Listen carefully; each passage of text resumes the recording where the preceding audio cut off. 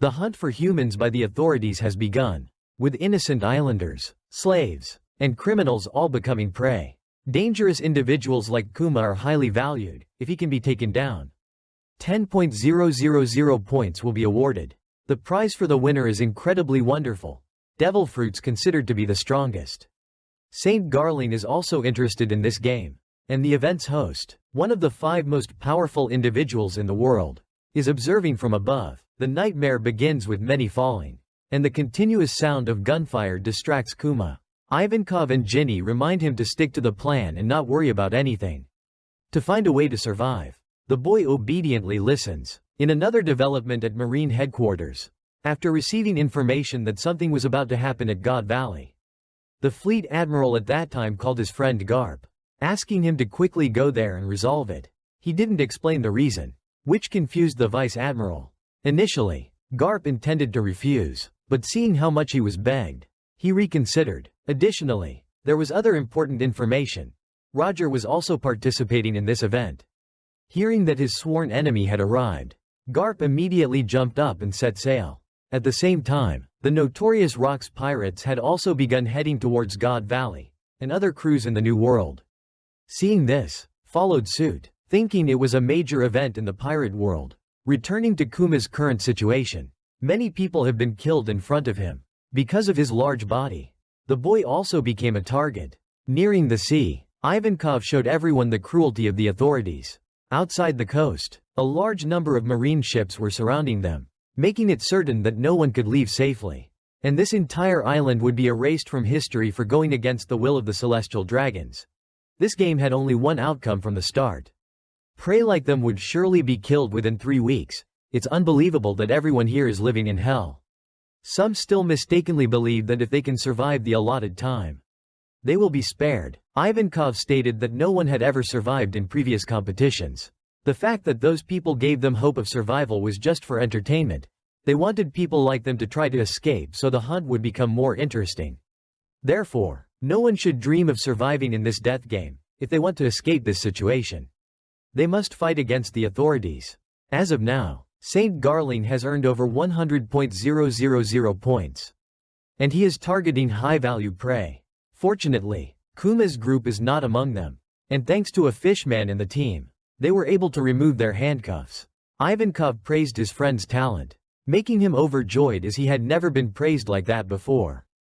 Ginny is trying to contact the outside world. She has leaked information to the pirates, but there has been no action yet.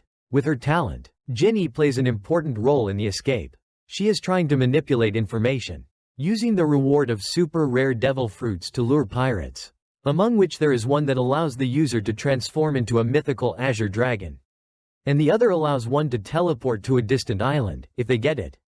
Slaves like them will be able to escape safely. The reward is in the central area, which means they will have to risk going back there to find it. Ginny is a professional thief, eavesdropper, and information broadcaster, asserting that pirates will soon come here and cause chaos. 2 weeks prior, she had already leaked the information outside. By taking advantage of the battle between the celestial dragons and the pirates, they will take the treasure and escape. However, to execute the plan perfectly, someone needs to distract the celestial dragons, which also means someone will have to sacrifice themselves so that others can continue to live. Hearing this, Kuma didn't hesitate to raise his hand. He said he had a strong body, so he would probably last longer than everyone else. And he didn't want to see anyone fall again, so he would try his best. Ivankov and Ginny were touched and promised they would definitely not let him die, and they would all leave this living hell together. Outside on the beach, the wind began to blow strongly. A few Navy ships had been shot down by the powerful Rocks pirates.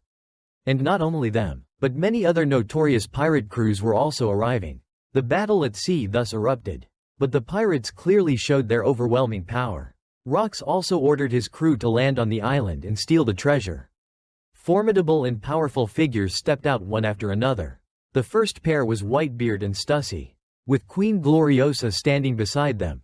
Along with them were Big Mom and Kaido. Golden Lion Shiki demanded that whoever stole the treasure would own it. John was also very interested in the treasures on the island. All of them were recognized legends in the pirate world. Whitebeard feared that Rocks would forget the purpose of coming here, so he asked everyone to check the treasure first. Golden Lion Shiki was not very pleased because he always spoke like a leader. Kaido wanted to fight Roger but was advised against it by Big Mom. News of the powerful pirates present at God Valley destroying the hunt angered the celestial dragons. The navy was being attacked from all directions without being able to retaliate. For some reason, news of this island had spread. And at this moment, Roger's pirate crew had also arrived to join the fun. This would be the fiercest battle to date, with powerful crew members arriving one after another. From above, Saint Garling saw the chaos and immediately ordered his soldiers to retreat to protect the celestial dragons. He and 2 other holy knights would confront the other pirates. The explosion of the 2 pirate crews turned the entire island into a sea of fire. Ivankov urged Kuma to quickly get the reward before one of them stole it. Outside at sea, good news had arrived for the navy as reinforcements had arrived. The person who came was Garp and his brothers. Their only target was Roger's pirate crew. Inside, the 2 children had successfully taken the rare devil fruits.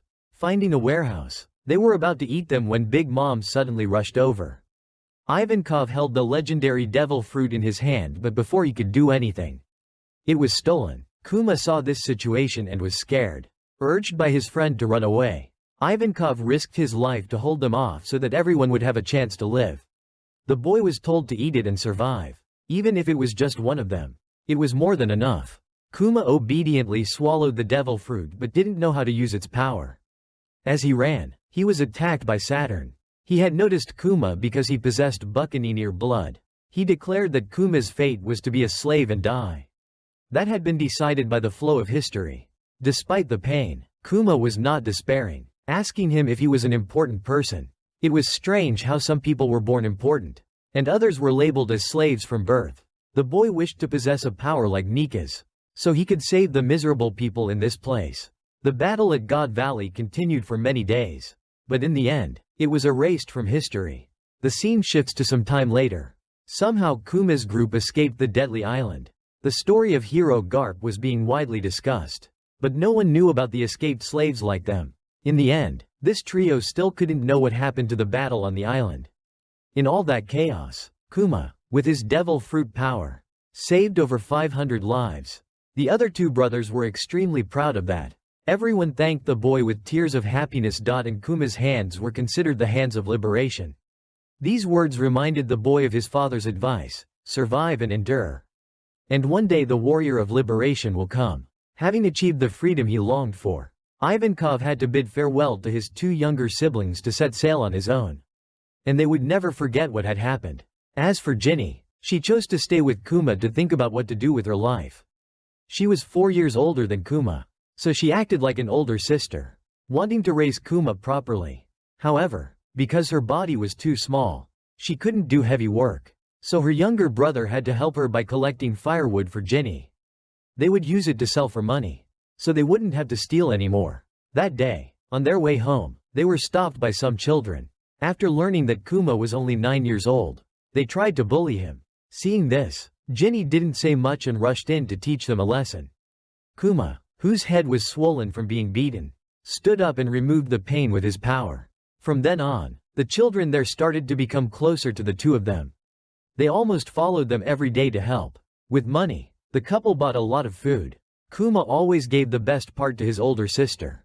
Although small, Ginny could eat twice as much as Kuma, so she would have to work more. That night, they told each other about becoming slaves at the age of 4. Seeing his older sister laughing, Kuma thought it was better not to bring this up again. Before that, they had never imagined being able to eat their fill like today. Tears began to fall, even though they were free. Perhaps from now on, they would never forget the days they lived in hell. Kuma also recalled losing his parents, and then others falling one by one. Now, Ginny was his only relative, and when he saw her cry, Kuma cried too. The time they spent together was full of happy days. So seeing his friend cry, he couldn't hold back his tears. The scene shifts to 8 years after the events in God Valley. Ginny and Kuma have now grown much more, still running their family church while helping the local people in many ways. With his ability, all the pain that the elderly in the village were suffering was drawn out. And they simply thought it was a miracle that Kuma brought. Because he always helped others like this, he was very much loved. And some people had even known Kuma's parents before. After the whole family disappeared, she was really worried, but seeing the child from that year return and live like this now, she felt much more at ease. It seems the secret about the bloodline in his body is still hidden. And everyone believes that the young man's parents must be very proud. When their son has become such a wonderful pastor, an old man asked if Kuma could perform miracles on a normal day. And upon hearing this, Ginny immediately got angry and flatly refused, saying that healing could only take place on Sundays. You old folks don't even pay. And you're still demanding. She scolded them a lot. But no one looked sad because they were used to this personality. The girl is now nicknamed Fierce Ginny, and though her mouth is sharp, she is extremely beautiful. All the boys in the village come to try and pursue her. But they see that she already has Kuma, so surely no one will be able to win her over. Hearing this, Ginny blushed and further affirmed her feelings for the younger boy. The old folks looked triumphant, saying that they had lived to this age, so of course they would understand. They also supported the feelings of the two. But in the end, Ginny chased them away. Kuma is very compassionate and lets the old folks sit and play for as long as they want. By the afternoon, everyone wanted to pay the two, but they had no money. Here they had to pay almost all of their earnings to the celestial dragons. The newly crowned king was also greedy, so life became even more difficult. King Bekori was known for being cold and heartless. If someone was sick and couldn't pay tribute, they would be thrown into prison, and the only outcome then was death. This person served under the celestial dragons, so the elderly here could hardly live in peace. If they didn't want to be arrested, they had to keep their bodies healthy to work. So every time Kuma healed them, they were extremely grateful. He smiled and said this was what he should do. And he invited everyone to come next week. And he would continue to treat them as he did today. Everyone was overjoyed because this could prolong their lives a little. But few knew what Kuma had to endure to create miracles. His devil fruit could push other people's pain out. But that pain didn't disappear. Instead, it would have to be absorbed into the body of the kind pastor himself. For a long time Kuma had hidden this, enduring the pain himself every night. Every time this happened, Ginny had to sit outside. She couldn't help at all, so she was just as pained as the younger boy. This is also why they can only do this once a week to allow Kuma's body to recover in time. Bearing all the pain of others, the pastor's body showed many wounds. Despite this, Kuma still tried to endure so that his sister outside would worry less. Ginny cried streams outside. She could only tend to her brother's wounds. She wondered why Kuma could do this to his body every week. It was beyond a human's endurance. He smiled and said it was okay. Pain and suffering would not disappear on their own if no one accepted it. He himself was used to enduring, and the most important thing was that helping others made him feel happy. He also had to apologize to Ginny for making her worry, promising to try to train to be stronger so that pains like today would no longer be a concern. After recovering a bit, the young man invited his sister to eat, and at the mention of food, Ginny became overjoyed. Kuma suggested that if it was sunny tomorrow, they could go somewhere to play, and she immediately agreed, saying that grilling meat or catching fish was also a good idea. Time passed until Kuma was 22 years old, and the two siblings still lived together harmoniously and very happily. Ginny was 4 years older than Kuma and had reached marriageable age. Seeing a rainbow outside, she had an idea, so she asked Kuma to marry her, which shocked him greatly. Although he liked her very much, Kuma was afraid that the past would repeat itself. He carried the buccaneer bloodline, and if it were discovered again, his future wife and children would also be implicated. If he married Ginny, he would certainly be very happy. But no one could guarantee whether their future lives would encounter misfortune. Rejected, Ginny was very angry but could not say anything. Today's newspaper reported on the Revolutionary Army, led by Dragon, whom Kuma greatly admired. He had instigated protests in many countries to help civilians, and Kuma was sure that he was a true hero. And one day, he also wanted to go out to sea and contribute in the same way, to help others like the warrior of liberation, Nika. At this moment, some friends came to visit with gifts. These three people all liked Ginny very much. So whenever they caught a large haul of fish, they would bring it to curry favor. She was angry, so she threw the basin directly at Kuma's head, calling him an idiot because they had endured so much together. Yet he was still afraid of people encountering misfortune. After a while, a major event occurred in the land where they lived. The elderly people, whom the two of them had often helped, were now arrested by soldiers because they were no longer able to work. Just then, The kind young man arrived with the intention of saving everyone. The soldiers thought he was just a pastor, so they were not afraid. They even threatened that interfering with the work of the royal army was a capital offense. Seeing the elderly people crying for help, Kuma could not stand by. He did not want anyone to become a slave like him, so he actively attacked. With the power of the devil fruit, the young man easily knocked everyone away. Taking that opportunity, everyone ran towards Kuma for protection. The remaining soldiers had to face the anger of the pastor. He created a giant hand and threw it at them, and its pressure blew all the soldiers away. The next day, the current king received news that the policy of arresting people had been strongly opposed. Fearing that the entire kingdom would resist, he did not care and devised a plan to separate the dissenters from the kingdom. Gradually, people in other areas also viewed them as a threat. Thus, no one else opposed the arrest of people in the southern land where Kuma lived. After a while, Guinea's group was imprisoned. They were now considered outlaws. Originally, only Kuma was supposed to be arrested, but the others could not stand the soldiers' actions, so they intervened and were also arrested. However, everyone smiled because they were locked up together like this again. Kuma felt resentful that the southern region was considered a land of slaves. This country was becoming more corrupt than ever. The gap between the rich and the poor was too wide, not to mention the extremely harsh discrimination. King Bekwari was a puppet of the celestial dragons, and the policies he enacted were all plans of the most powerful people in the world.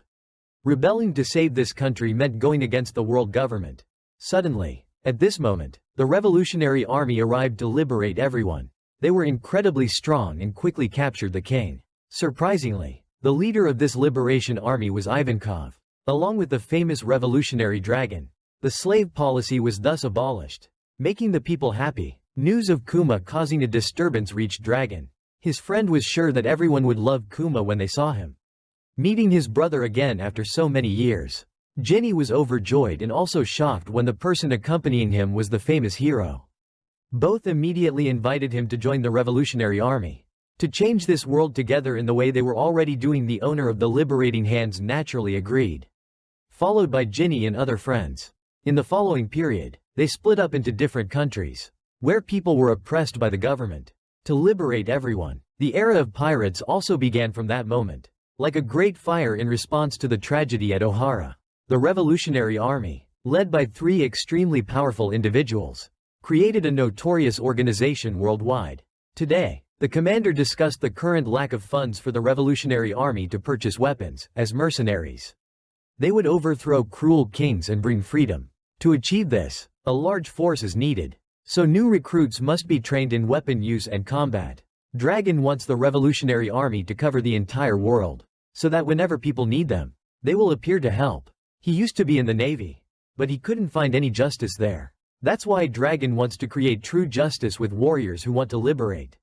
One day, Kuma visited his hometown. The elders still gathered at the church, so they were very happy to see the kind pastor return. Their lives are now very peaceful after being liberated. Then, another 8 years passed, and Ginny was now a captain leading people in battle in a place far from Kuma.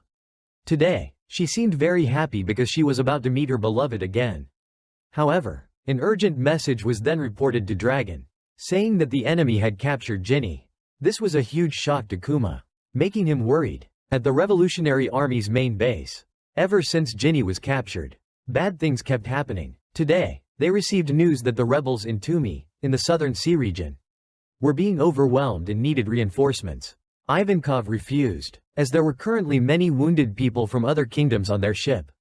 Hearing this, Kuma cast aside all his sadness from losing Ginny and volunteered to go reinforce the rebels. With his devil fruit ability, he could reach the location in an instant. Ivankov objected, fearing Kuma's mental state was unstable. However, just as he ran to stop his comrade, Kuma activated his teleportation ability on himself and flew away at the speed of sound. The scene shifts to the Southern Sea, where soldiers equipped with armor and weapons were overwhelming the rebels. The very next second, Kuma landed in the middle of the battle, filled with resentment towards those sent by the celestial dragons. Every time he remembered the image of that woman, he fell into despair. The day Ginny was captured, Dragon received news that a celestial dragon had taken an interest in her, which was why the government had captured her to be that man's wife. At present, Kuma was much stronger than before. no matter how hard the soldiers tried. They couldn't do anything to him. The young man activated his devil fruit ability, unleashing his ultimate move, Ursa Shock, blowing away all enemies. But the anger in his heart remained. Saving that woman from the celestial dragon was impossible. But at least Kuma had freed the people there from the brutal rule of the king.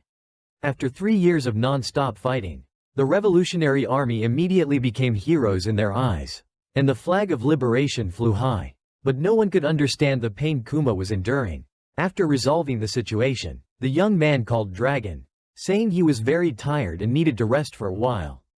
The scene shifts to 2 years later, from the time Ginny was captured and became the celestial dragon's wife. Today, for some unknown reason, she managed to escape and brought a child with her. This was the child Ginny had with that celestial dragon.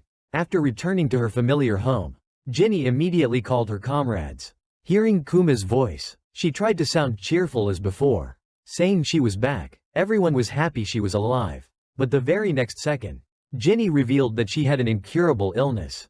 That's why she was discarded and returned like this. Although she really wanted to see everyone again, she probably couldn't anymore. This would be her final farewell to her comrades and Kuma. He heard this and also shed tears, thinking they would never see each other again. He asked where she was and said he would come immediately. But she stopped him, saying she was about to die anyway and didn't want her comrades to see her in this state. For people who had faced life and death together like Ivankov and Kuma, hearing Ginny's farewell felt like the sky was about to collapse. Although she knew their feelings, she still wished everyone wouldn't come. At the decisive moment, Kuma remembered there was only one place for Ginny to return to. That was the church where they grew up together. As he left, the woman asked Dragon and Ivankov to take care of their friend. Ginny uttered her last words, saying she would always love Kuma, then closed her eyes and passed away. Later, the young man returned to the old house and saw the elders still waiting there. Going inside, he saw Ginny, only a soulless body remaining. No matter how many times he called her name, she did not respond. Her body and face were covered in stones. Ginny had previously said that when exposed to sunlight, her skin would turn blue and she would be unable to move. This illness was the cause of the kind woman's untimely death. Old memories flooded back, making Kuma cry out in regret. Unable to bring happiness to that woman, every promise the joyful words of Ginny kept appearing. And in his saddest moment, Bonnie's cries awakened Kuma. Everyone said this was Ginny's daughter, a child who would live on in place of her mother's unfortunate life. Before that, with her last ounce of strength, Ginny had crossed the scorching sea to return to this place and entrust the baby to everyone. From that moment, Kuma also swore to protect Bonnie for the rest of his life. And so, the unfortunate mother was carefully buried. Kuma became a father, but he didn't know how to raise a child. Fortunately, the elderly people there had a lot of experience. Every day they came to teach the big father how to feed Bonnie milk. Everyone was even afraid that Kuma's giant body would crush his daughter. So they requested that Bonnie be kept in an iron cage when sleeping for safety. The mischievous child was extremely fond of eating. Just like Ginny, everyone thought she would grow up to be a beautiful woman like her mother. Time continued to pass until now. The little one could crawl around on her own, and then stand on her own 2 feet and walk to her father. To everyone's excitement, hearing Bonnie call him Papa, Kuma was extremely moved and hugged his small child, carefully raised by her kind father and the elderly people in the village. Bonnie developed very quickly. During that time, Kuma often had to ask the villagers to help take care of her. He himself had to go fight for the revolutionary army to liberate the unfortunate lives out there. And his fighting power grew stronger and stronger. This was also the time when Sabo was accepted into the revolutionary army. Life seemed like it would be happy and joyful. But then the saddest thing happened. Bonnie began to show signs of an incurable disease. Just like Ginny, that night, as soon as he completed his mission, Kuma returned to his daughter. The two father and daughter happily hugged each other. However, after realizing the child's terrible illness, the father had to close all the windows so that sunlight could not shine inside. The childhood friends who came to visit the two father and daughter that day were also curious to ask what Kuma was doing. And after seeing the blue stones on the cute girl's face, they understood and immediately ran to find a doctor to examine her. However, this disease is very rare and completely incurable.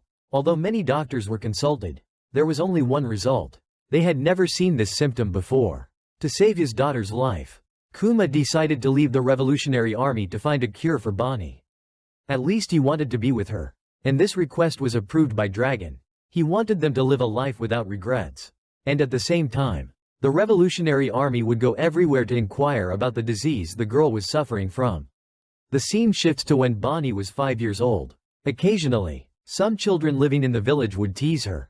Her personality was very similar to her deceased mother's. If she was provoked, she would immediately scare her friends away. Knowing that Bonnie's weakness was sunlight, they also ran outside the door to provoke her. As a result, they were kicked directly in the face because as long as she was within the church's range, she would be fine. Kuma saw this and quickly ran to stop her, fearing his daughter would run outside. Fortunately, this child was very understanding and told her father not to worry. She would listen and not leave the church. She was also afraid of making her father sad, so she was praised for becoming a good girl, because she was often teased about the stones on her face. The daughter wondered if these stones were ugly. But this was a disease, so she had to bear it and couldn't do anything. Kuma praised them as beautiful gems to make her happy. He also lied that the children really wanted them, which was why they tried to tease her. In the evening, the father also asked where Bonnie would like to travel if she could.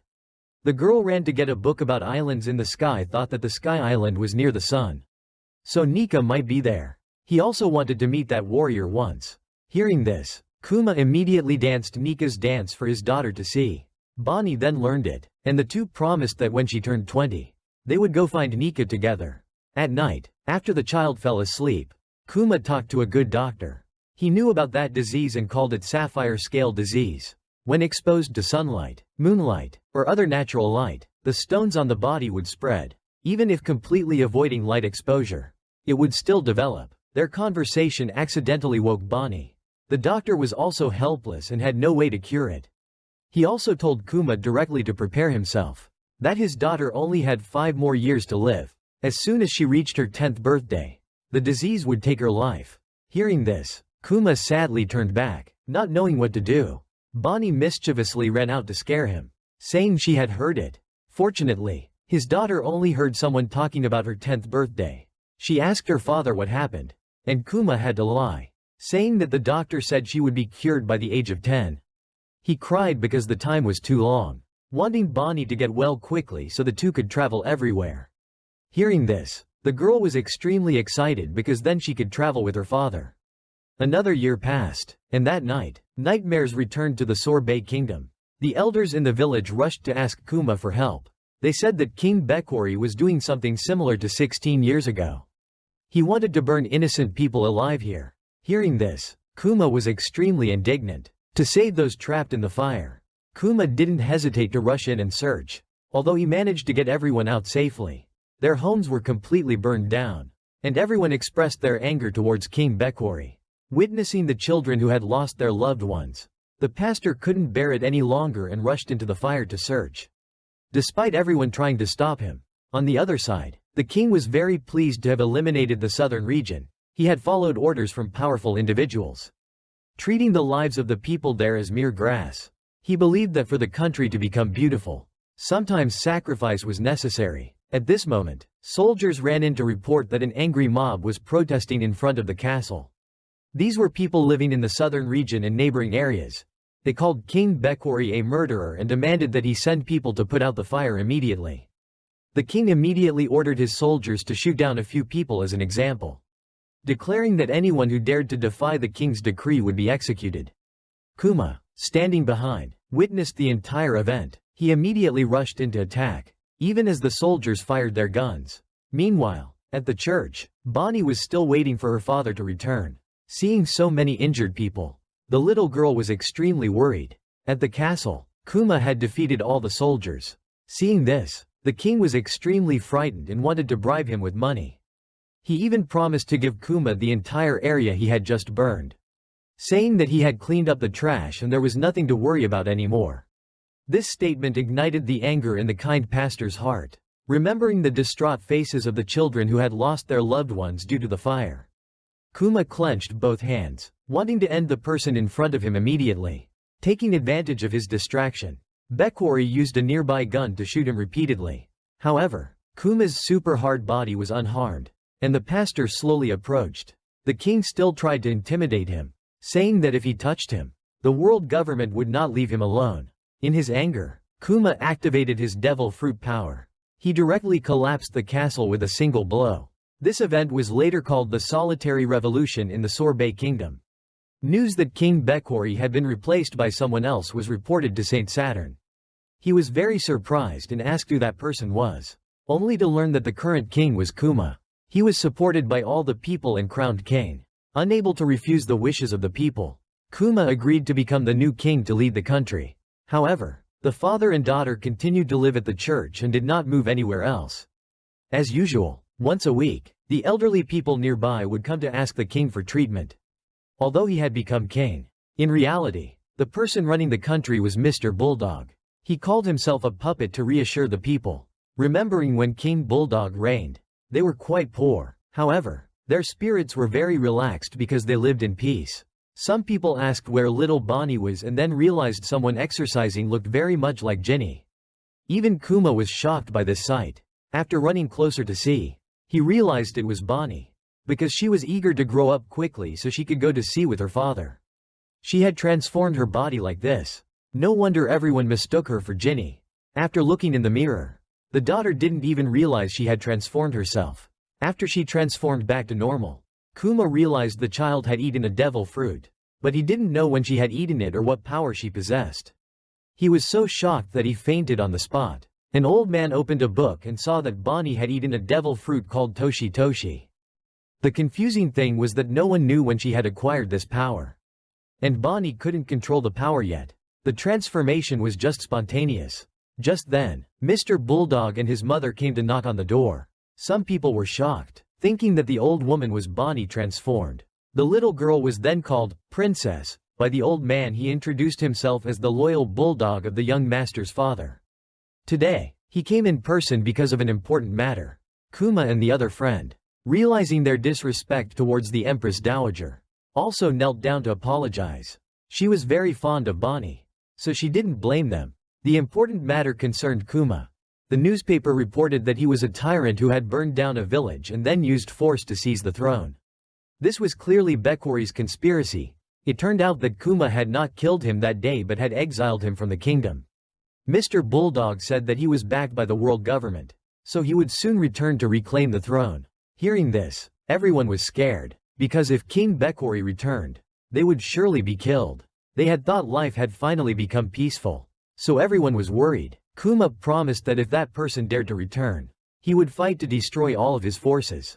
The most worrying thing was that if he did so, he would be considered a criminal and would no longer be able to stay in this country. When that happened, he wanted to ask former King Bulldog to take over the throne and also take care of Bonnie for him. Hearing this, he promised to do his best. The cute daughter had now begun to master her transformation ability.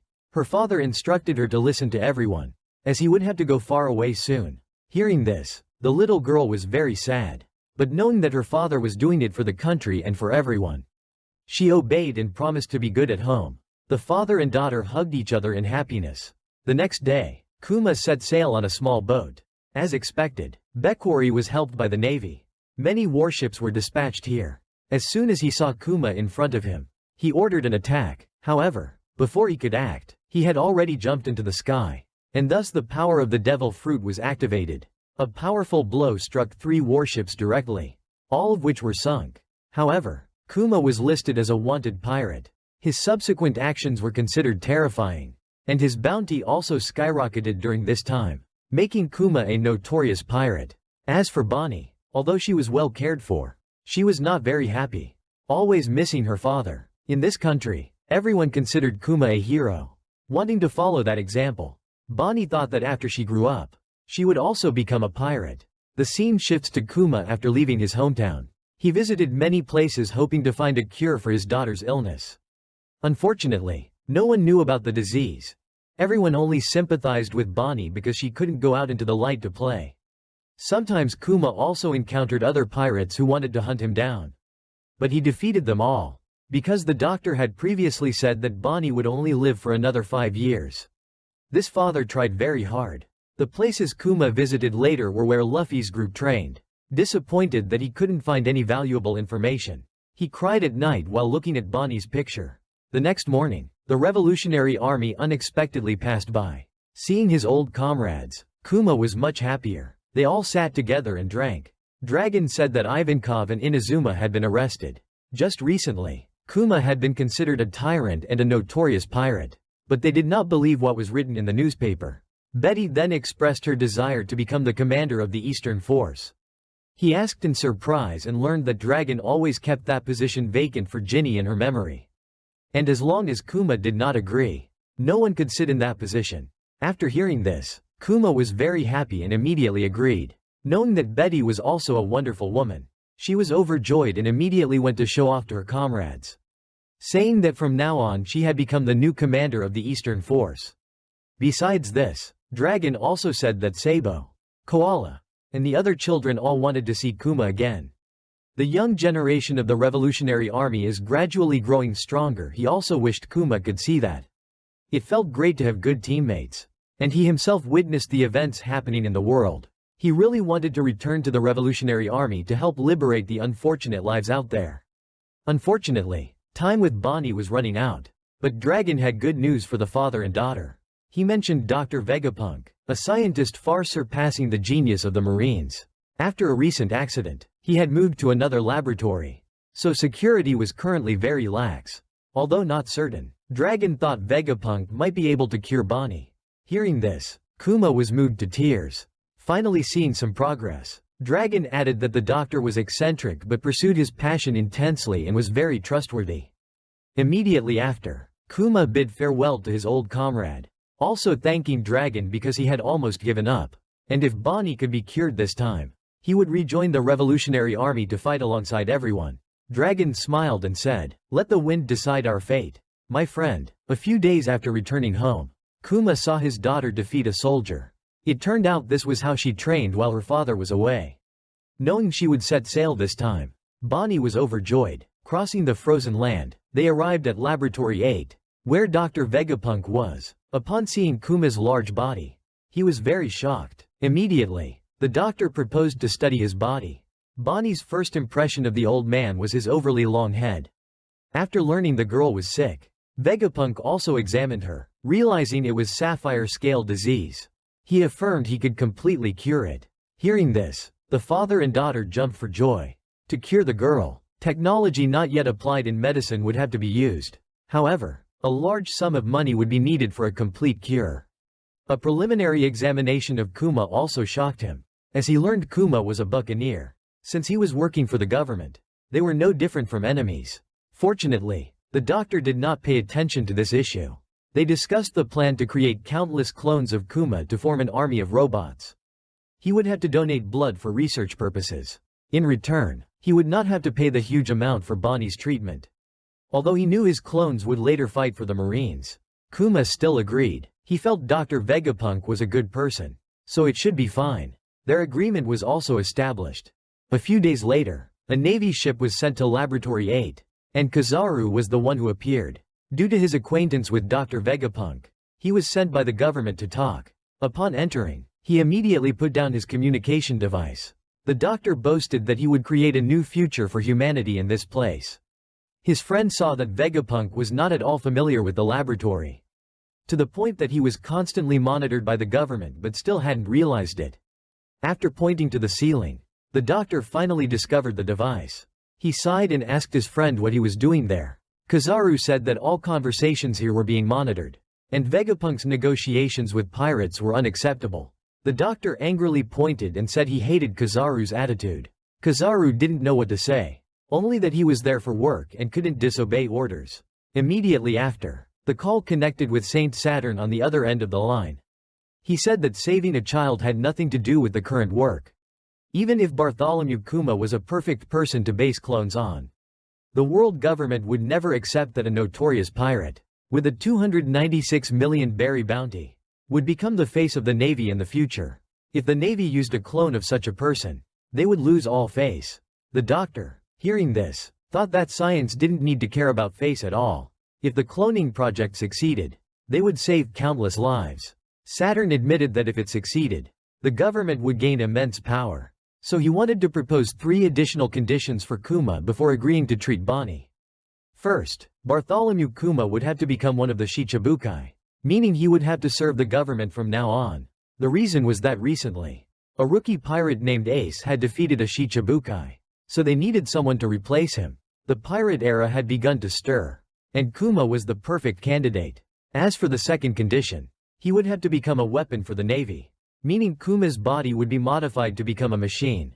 Because as a Shichibukai, with Kuma's special great power, he would become a great threat to pirates. This would greatly help the navy, and Kizaru also supported it. But Dr. Vegapunk could not accept it.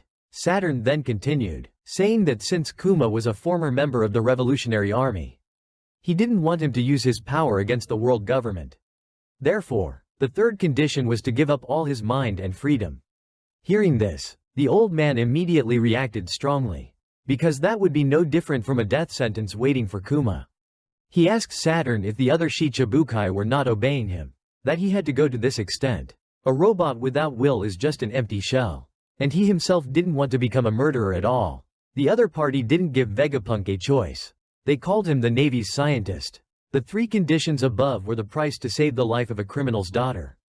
If they didn't accept, the government had no obligation to spend a huge amount of money to operate on an unknown child. Bonnie outside was still happily running around. For the doctor, performing surgery based on those three conditions was inhumane.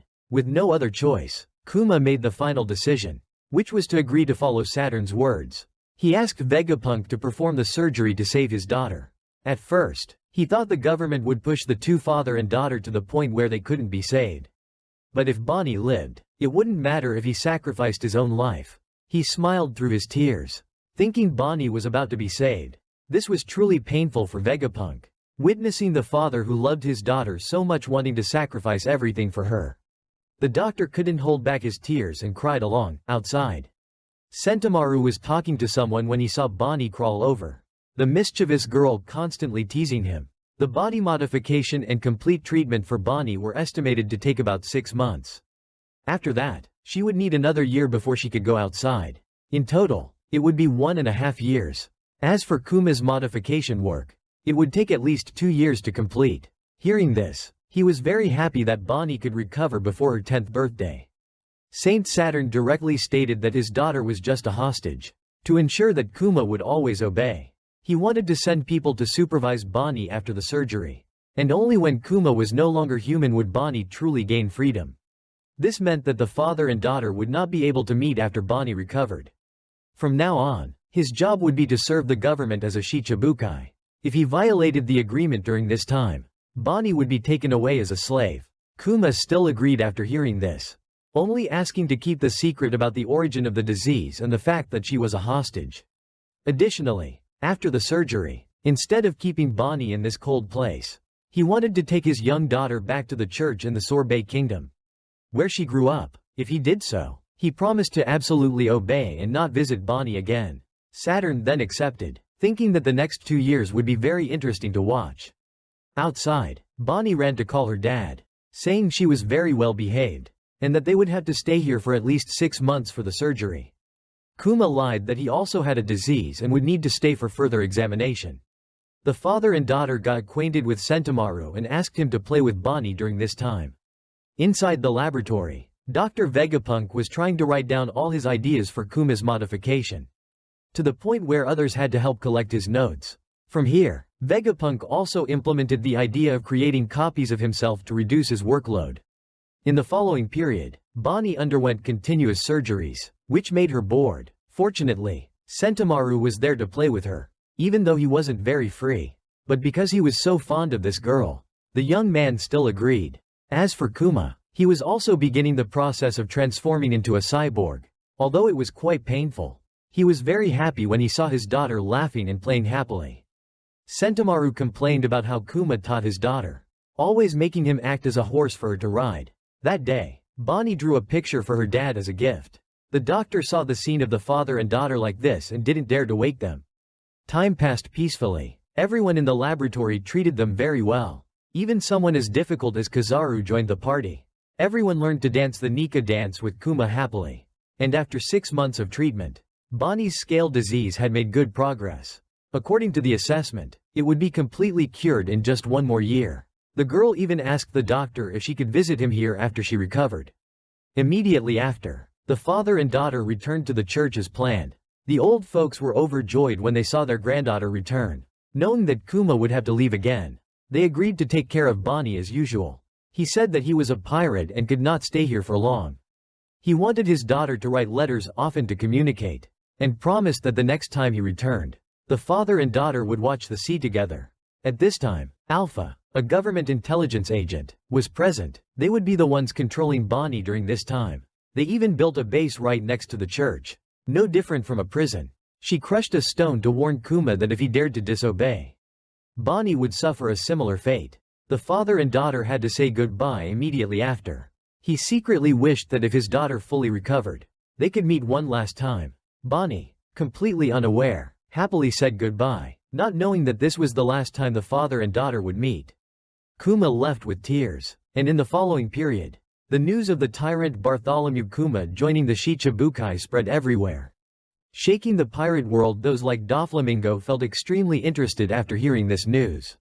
They thought another villain had appeared. Robin was also quite curious about this person, and when she asked Crocodile what he thought, he didn't care. As long as it didn't affect him, it was fine. Besides them, many others were interested in Kuma. Among them was Ace, who had previously defeated a Shichibukai. He felt happy for Jinbei, but Jinbei blamed him for defeating Hanafuda, which led to everything turning out this way. The pirate world had begun to change since then. Boa Hancock had also just read about this information, but she didn't care. Only Kuma's former comrades in the Revolutionary Army didn't understand what had happened. They didn't believe their friend would become an enemy in the near future. As for Kuma, he was leisurely sailing the seas at this time, occasionally writing letters to his daughter to let her know he was fine. The place Kuma arrived at today was the East Blue, where Luffy was playing with a tiger. When Luffy was 16 years old, he always trained alone in the mountains to set sail and achieve his dream of becoming the Pirate King. Kuma also frequently visited the place and witnessed the main character destroying rocks by stretching his leg. Luffy was extremely confident in his abilities, even showing off to the animals he had beaten, scaring them. The young man thought that with his current strength, he could defeat anyone, even Ace couldn't beat him. Kuma watched from behind and recalled the old days when he was active in the Revolutionary Army. Dragon occasionally visited this sea. Besides, he knew a lot about this country, even a small village. He also frequently observed a special boy, which made Kuma very curious. Dragon, hearing this, turned away displeased and threatened. "I'll deal with you right now if you keep talking about this." The reason is very simple. Children are a parent's weakness. Understanding the issue, Kuma apologized and swore he would not mention it again. Back to reality. Luffy was still showing off his abilities to the forest animals. He really wanted to become a pirate, form his own crew, and search for treasure. Seeing the two poor, scared animals, the main character also said that he wouldn't eat cowards, so they shouldn't worry. At this moment, a bell suddenly rang from Kuma's side, alerting Luffy. However, when he ran to check, he found no one. Only an indescribable chill down his spine remained. The main character thought that perhaps it was a powerful beast like the Lord of the Forest that was here. To find it, Luffy took a running start and destroyed the rock behind him, but still saw nothing. Meanwhile, Kuma received news that pirates were attacking at sea and had to be eliminated. With his abilities, he teleported directly to the scene. The people on the ship said that the pirates had robbed all their goods. Kuma also took the injured to a nearby hospital, ignoring the command to quickly eliminate the pirates. This man still did what he considered right. By evening, Bartholomew Kuma also found the pirate ship that had attacked earlier. Of course, these people knew about the reputation of one of the Shichibukai. The captain immediately ordered them to quickly return the goods to be spared. This was how this man operated. Looking up at the sky, Kuma remembered his daughter. Although he wrote many letters to Bonnie, he had not received any reply since they parted ways. This world is full of beautiful scenery. Father wants to see your face light up when you see these sights someday. Back in the Sorbet Kingdom, Bonnie checked the mailbox every day but received nothing. Everyone thought that Kuma was probably busy with work and couldn't send letters home. But the girl refused to believe it because her father had promised her that he would write many letters. Queen Connie advised the child to wait patiently, and the letters would be sent soon. Outside, Alpha had found today's newspaper, but it also contained a letter that Kuma had sent. She knew this trick from the beginning, so she always prevented the father and daughter from communicating. According to her calculations, about 10 letters from Kuma would be sent every month, but all of them had been torn up by Alpha, preventing Bonnie from reading them. Inside the house, Bonnie was extremely upset. To vent her anger, she transformed herself into an adult and demanded to fight. Outside, Alpha was also approaching, making Queen Connie worried. She asked the girl to transform back immediately to hide her devil fruit ability. The other woman looked surprised after seeing Bonnie. However, the old woman distracted her, allowing her granddaughter to successfully shrink back and hide. When Alpha looked again, she thought she had been hallucinating, so she didn't suspect anything. She was also the one who gave the girl medicine every day. Others asked Queen Connie why she had to hide her granddaughter's ability. And they knew, a wise wolf needs to know how to hide its fangs. A scene changed to some time later at Dr. Vegapunk's laboratory. Today, Stussy stopped by to check on Kuma's condition. At present, this laboratory has been upgraded and is about to be lifted into the sky by Vegapunk along with his brain. She also complimented his new hairstyle, saying it looked very good. The doctor happily replied that he felt much lighter now, unlike before. As for Kuma, he was about to lose all will and become a true machine. She asked who would suffer more, a human without free will, or a clone with free will. Hearing this, the other friend just smiled without saying a word. Vegapunk also stopped her from saying more because she was still human. He also gave an example for Kuma. If ordered to kill a child, would he be able to do it? In this research, losing free will means losing all memories and emotions from being human. After checking everything, the three continued talking. Stussy wanted to know how Kuma felt. He must have been very worried about losing everything. This father still tried to appear strong, but he couldn't fool her. Stussy thought that losing all memories and emotions was something no one could accept, especially when he still had someone he cared about. Dr. Vegapunk really wanted to help, saying he would try to maintain his consciousness at a minimum level so he could fulfill his wishes. The remaining time was 1 year from now. Hearing this, Kuma continued to write letters to send to his daughter. In the coming year, he would write down all his lifelong emotions. Hearing this, Stussy felt quite happy. Bonnie was almost 9 years old, so this was an early birthday greeting letter, although he didn't know if it would reach Bonnie. The scene shifts to the girl's birthday. Everyone at the church held a grand party to celebrate. Her favorite food was a special pizza made by Granny Connie. Everyone ate happily until evening. Unfortunately, no letter had arrived yet, making the child sad. She remembered what her grandmother had said, that she was always looking forward to it. Tears began to stream down her cheeks. Bonnie blamed her father for promising to send her letters, but none had appeared. The scene shifts to the Revolutionary Army headquarters. Dragon had just received news that Kuma had come to help again and seemed surprised. Thanks to this, their side escaped a dangerous situation. However, that comrade left immediately without saying anything. Hearing this, Dragon ordered them not to follow him, because that's what Kuma wanted. Just leave him be. He must have some unspoken reason. In the following period, Bonnie finally recovered and could go out like a normal person. She ran to celebrate with the old woman when the stones on her face had completely disappeared. After asking to go out and play, Alpha stopped her, saying they were assigned to take care of her until her 10th birthday. The girl thought she was lying because Dr. Vegapunk had said she would recover within a year. She wanted them not to interfere anymore and ran outside, but was pulled back. The opponent did not hesitate to use force to warn her, forcing Bonnie to give up. Later, Granny Connie said that those people were government intelligence agents. The day before, she had gone drinking and talked about Bonnie's recovery. She didn't know the motive of those people. However, she had a bad feeling because Alpha wanted to keep the healthy child at home for another 6 months. It was also strange that Kuma hadn't sent any letters home. This could very well be related.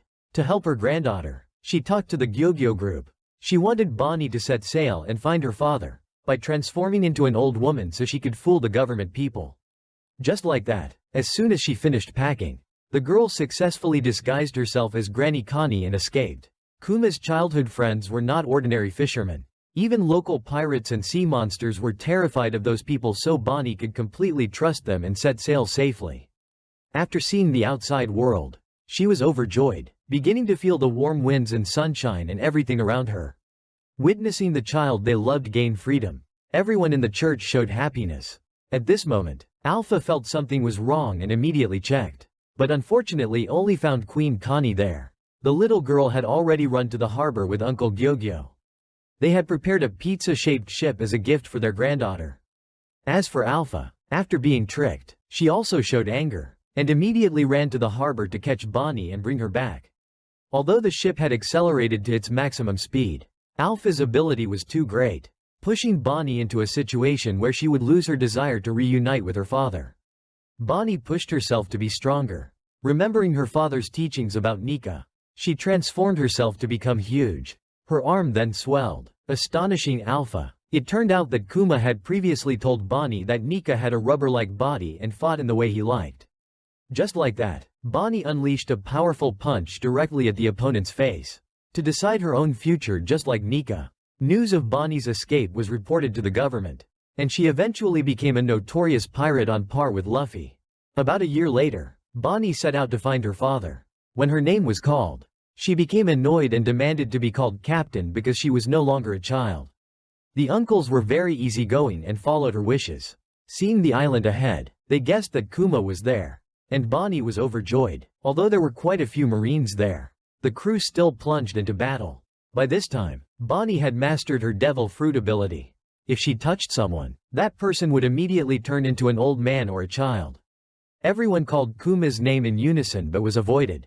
Although he really wanted to talk to his daughter, he was afraid that once he met her, he would not be able to bear to leave her. So, he could only silently apologize to his daughter, annoyed that she still couldn't find her father. Bonnie was advised by the crew to calm down, because now that they were pirates, they could go everywhere to find him. She said that she also needed to find Nika, because if she told her father that she had met Nika, he would be very happy. At the same time, Luffy, after setting sail, began to make a name for himself. He had defeated the Straw Hat Pirates and became famous in the pirate world with a bounty of 30 million belly. At the Revolutionary Army headquarters, Dragon, after learning that his son had become a pirate, Dragon was a little worried. Ace was also showing off his brother's achievements to Jinbei, surprising his friend. Kuma was also following Luffy and Bonnie's journey. She took the form of a little girl but still had the soul of a child, asking the crew to only steal from bad guys. In addition, she also started wearing lipstick to look like an adult. Bonnie's next goal was to become famous in the pirate world. That way, her father would pay attention to this daughter. In the new world, Kuma had returned to meet Dr. Vegapunk. This was also when the clone warriors based on Kuma were born. The body transformation process went quite smoothly. The doctor asked about the child who dared to declare war on the world government and was answered. That was Dragon's son. Even more coincidentally, Luffy fought against the government with his rubber ability. Just like the main character was exactly Nika, the hero in his imagination. The next time the Straw Hat Pirates defeated Gecko Moria, Kuma appeared on the government's orders. He asked the other crew members to surrender Luffy's life to be spared. However, no one wanted to betray their comrades, especially the captain. So Kuma attacked everyone and was stopped by Zoro. He wanted to use his life to exchange for Luffy's life. He also declared that his captain would become the Pirate King. It was said that Kuma agreed to push all the pain in the main character's body out. If Zoro wanted to endure it all, he would spare him. According to calculations, this pain was enough to make him faint. But Zoro was able to endure all the pain, which made Kuma extremely admire him. He thought that Luffy had good comrades, truly worthy of being Dragon's son. Time passed. Ace was captured by the Marines and was about to be executed. All the 7 warlords were summoned to prepare to fight the Whitebeard pirates. At the Sabaody archipelago, Bonnie's pirate crew was eating and drinking. Because there wasn't much time left, Kuma could only watch his daughter from afar. He was also happy that she had become a strong pirate. Suddenly at this time, it was heard that a pirate had defeated a celestial dragon. Out of curiosity, Kuma secretly observed and discovered that it was the Straw Hat Pirates. Witnessing them standing up to save the fishman slave, Kuma was extremely moved. Images from the past appeared. What Luffy was doing was something no one dared to do. Moved by those scenes, when the Straw Hat Pirates were in danger, Kuma helped them, also silently apologizing to Dragon and Ivankov when he decided to disappear without a word. As a mark of his existence, before losing his memory, he wanted to entrust hope to the younger generation. So he took all the members of the Straw Hat Pirates everywhere to train. At that time, Luffy didn't understand anything, thinking that he had lost all his crewmates. So he cried a lot. The new world was very harsh. Kuma understood that the Straw Hat Pirates were still too weak. They had to try to train for a while, and one day they would be the saviors of the world. At the end of the Sabo de Archipelago incident, Dr. Vegapunk was ordered to erase Kuma's memories immediately. He still tried to help his friend, but Saint Saturn disagreed, fearing that if Kuma caused trouble, no one would be strong enough to stop him, still considering Dr. Vegapunk as a normal scientist hired by the government. Vegapunk only asked to keep a part of Kuma's memories, but was still refused. The order was to turn that person into a completely obedient machine, leaving no free will. Saturn himself was also a scientist, so he advised the doctor not to think that he could outsmart him. Sadly, he went to see his friend and was encouraged by Kuma. It seemed that this man had heard their conversation. Finally, the day he lost all his freedom arrived. Although they had only known each other for 2 years, they had many good memories. The first mission the doctor put into Kuma's head was to fight the Whitebeard pirates under the government's orders. After this mission, Kuma also wanted his friend to program another mission. That was to protect the ship for the Straw Hat Pirates until a crew member returned. That was their home and their future. Although he couldn't witness Luffy's growth, he put all his hope in the protagonist. He made his heart pound. Although Nika was just a legend, that legend had begun to come true. If there was a hero who could change the world, it had to be Luffy. Vegapunk agreed when he heard that. The last agreement between them was to review Kuma's memories. With his devil fruit ability, he left a copy outside. If you touch it, it will disappear, but it will help someone see all the memories inside. Vegapunk had a remote viewing device so he could see it without touching it. In his last moments, Kuma looked back at his life. From being a child living with his parents, to becoming a slave and losing all his loved ones. Everything was like a sad movie. When he met Ginny, he couldn't bring her happiness. And then major events began to happen. Ginny passed away forever due to illness. Kuma then became a father to take care of Bonnie. But in the end he still couldn't have eternal happiness with his daughter. This man's life had gone through countless events. Every memory came back to his mind. Kuma himself always wanted to be a hero like Nika, who could save the suffering and oppressed. He also thanked his friends for appearing to save his soul. At this moment, Dr. Vegapunk also shed tears, but still had to carry out the government's orders. Kuma's death saddened his loved ones, calling this friend Bonnie's hero and everyone's hero. Hearing that, Kuma said his last thanks. And immediately after, all his memories and free will disappeared. All that was left was a robot body that could only obey orders. Vegapunk cried in pain, and was asked to tell Bonnie after meeting her. Happy 10th birthday. Bonnie witnessed everything her father went through and could only cry. After reviewing all the memories her father left behind, Bonnie emerged in a much better mood, even though she had cried a lot before. Dr. Vegapunk also breathed a sigh of relief, feeling that he had fulfilled his promise to Kuma. The girl was touched by what her father had to go through.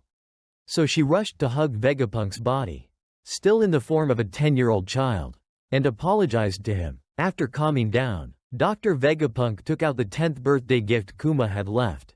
And knowing this, the girl was overjoyed to receive it. This necklace was shaped like the sun and was a symbol that she and her father loved very much. Bonnie talked about the Sun God Nika, while Dr. Vegapunk thought it was just a good luck charm.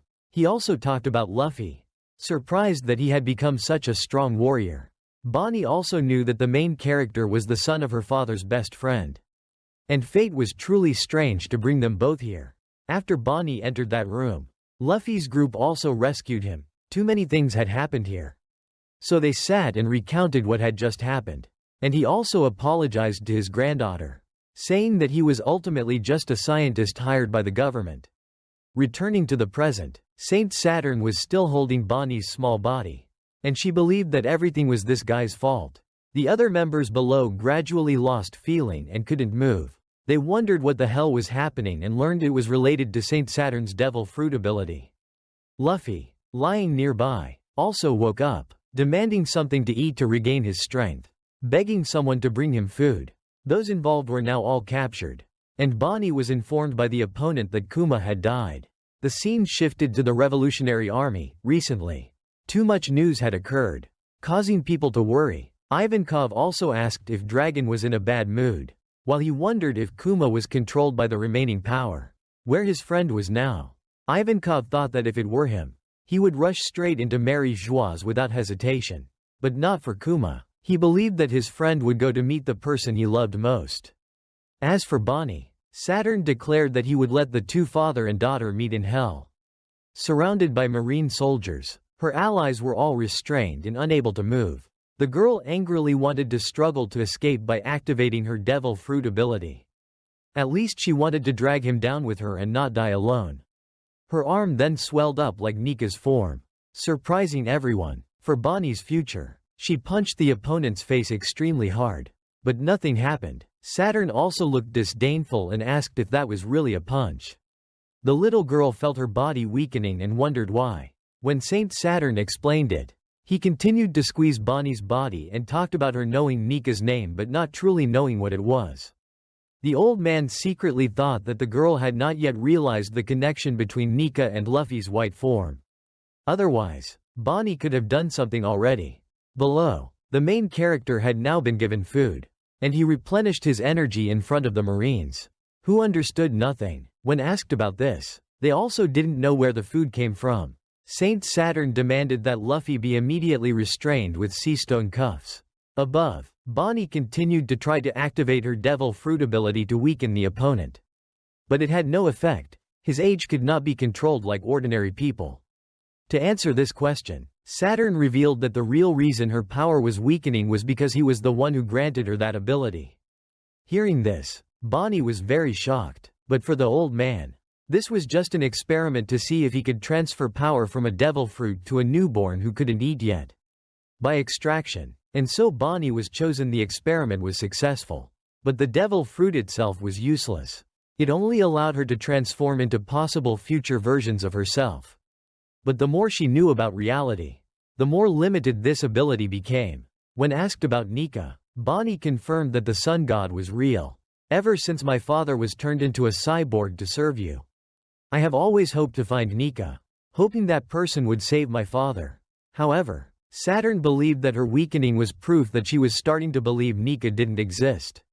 Speaking so truthfully that she couldn't argue back. He laughed when Kuma also believed in the Buccaneer tribe's legend. Kuma had also previously spoken about wanting to become Nika to help others. He himself was the one who conducted drug experiments on her mother. Ginny was the 8th wife of someone from the Holy Land. But those blue spots appeared. So the experiment was considered a failure. At this moment, Bonnie remembered her father's image, her heart pounding as she learned truths she had never heard. Saturn found it interesting that even though the experiment with Ginny failed, the disease was inherited by Bonnie. Outside the island, an explosion occurred. Someone had just landed at extremely high speed. The poor girl began to cry for her fate, after learning that he was the one who caused all the suffering for her mother. Bonnie was very angry. Dr. Vegapunk was also angry when he learned that the disease his granddaughter suffered from was caused by Saturn, because of the sapphire scale disease. Their whole family had suffered. Kuma also had to sacrifice himself for it. And after all, it was all his plan. He knew from the beginning yet offered to turn Kuma into a cyborg so his daughter could live. The other party told Vegapunk to put himself in his shoes. To him, they were all insects. Who would care about the feelings of insects? At this moment, the person who appeared outside was Kuma, by some miracle. He wanted to come here to save Bonnie. Explosions occurred one after another, making it impossible for the Marines to resist. The news of Bartholomew Kuma's appearance surprised everyone. Vegapunk also didn't know how his friend could get here. Saturn also didn't believe this. Bonnie couldn't stop crying. She was extremely scared and couldn't say a word. The Marines also tried to shoot to stop Kuma's advance. But with his cyborg body, he continued to stand up. Having lost all will to fight, Bonnie thought to herself, perhaps now if I die, everything will be better. She cried out in despair, making those below heartbroken. Her cries seemed to urge Kuma on more strongly.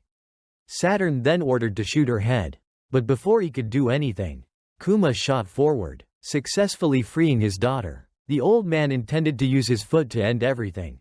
But Kuma used his body to shield her. When his daughter opened her eyes, she found herself in her father's palm.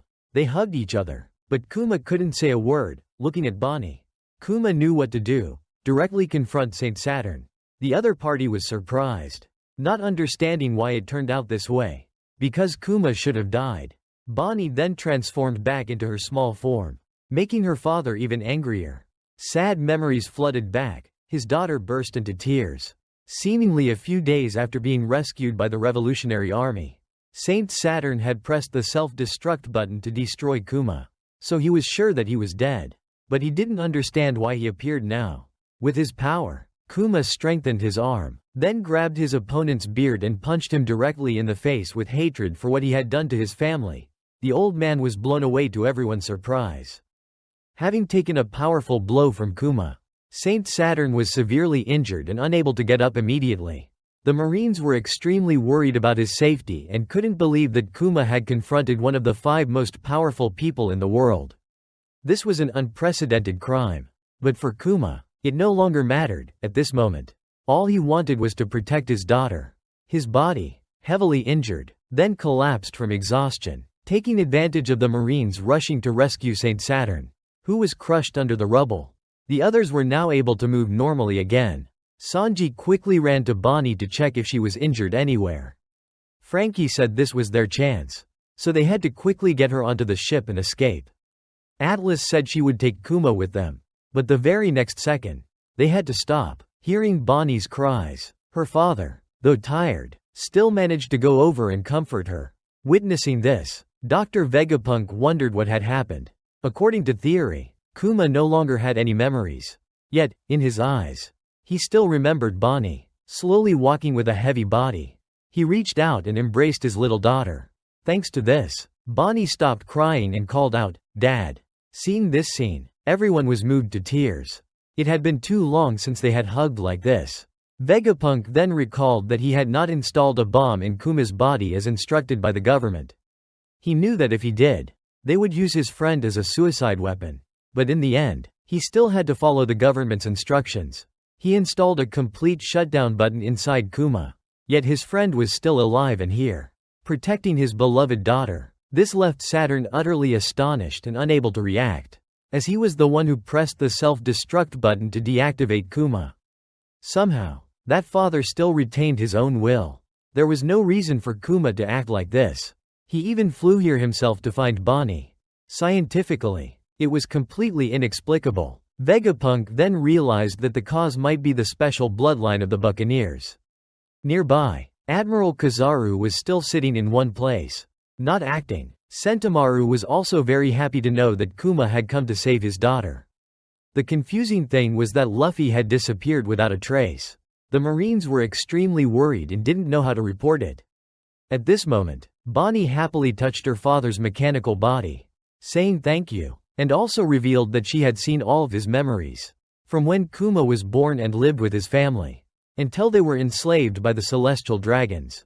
Kuma also began to remember everything, from the time his father told him his mother had gone to heaven, and how both father and son were in immense pain and could only cry. Then came the escape from hell at God Valley with Ivankov and Ginny, when they successfully created a miracle, saving all slaves from their death sentences. And then the memory of Bonnie being brought to him to care for. Gradually, his daughter grew up, and the two of them made a promise to explore the world together. And if they reached the Sky Island, they could find Nika. This was what Bonnie was looking forward to.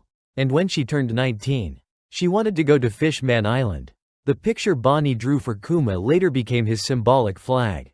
Looking at it, this father remembered his little daughter. Their time in Dr. Vegapunk's research lab was also very happy. Occasionally, they would all sit and eat pizza together. Kuma had once thanked Bonnie for being born into this world. Now, recalling those memories, both father and daughter were very happy. The little girl also praised her father as an incredibly wonderful person. These words made Kuma remember Ginny's image when she was young. Bonnie's mother always acted strong to protect Kuma.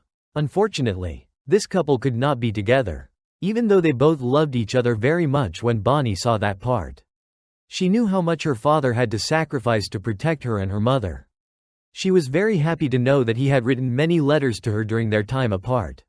Even though she only recently read them through her father's memories, she was very happy. This father always wanted his daughter to see the beautiful scenery in real life, not just through books. And finally, there was the message that he loved her.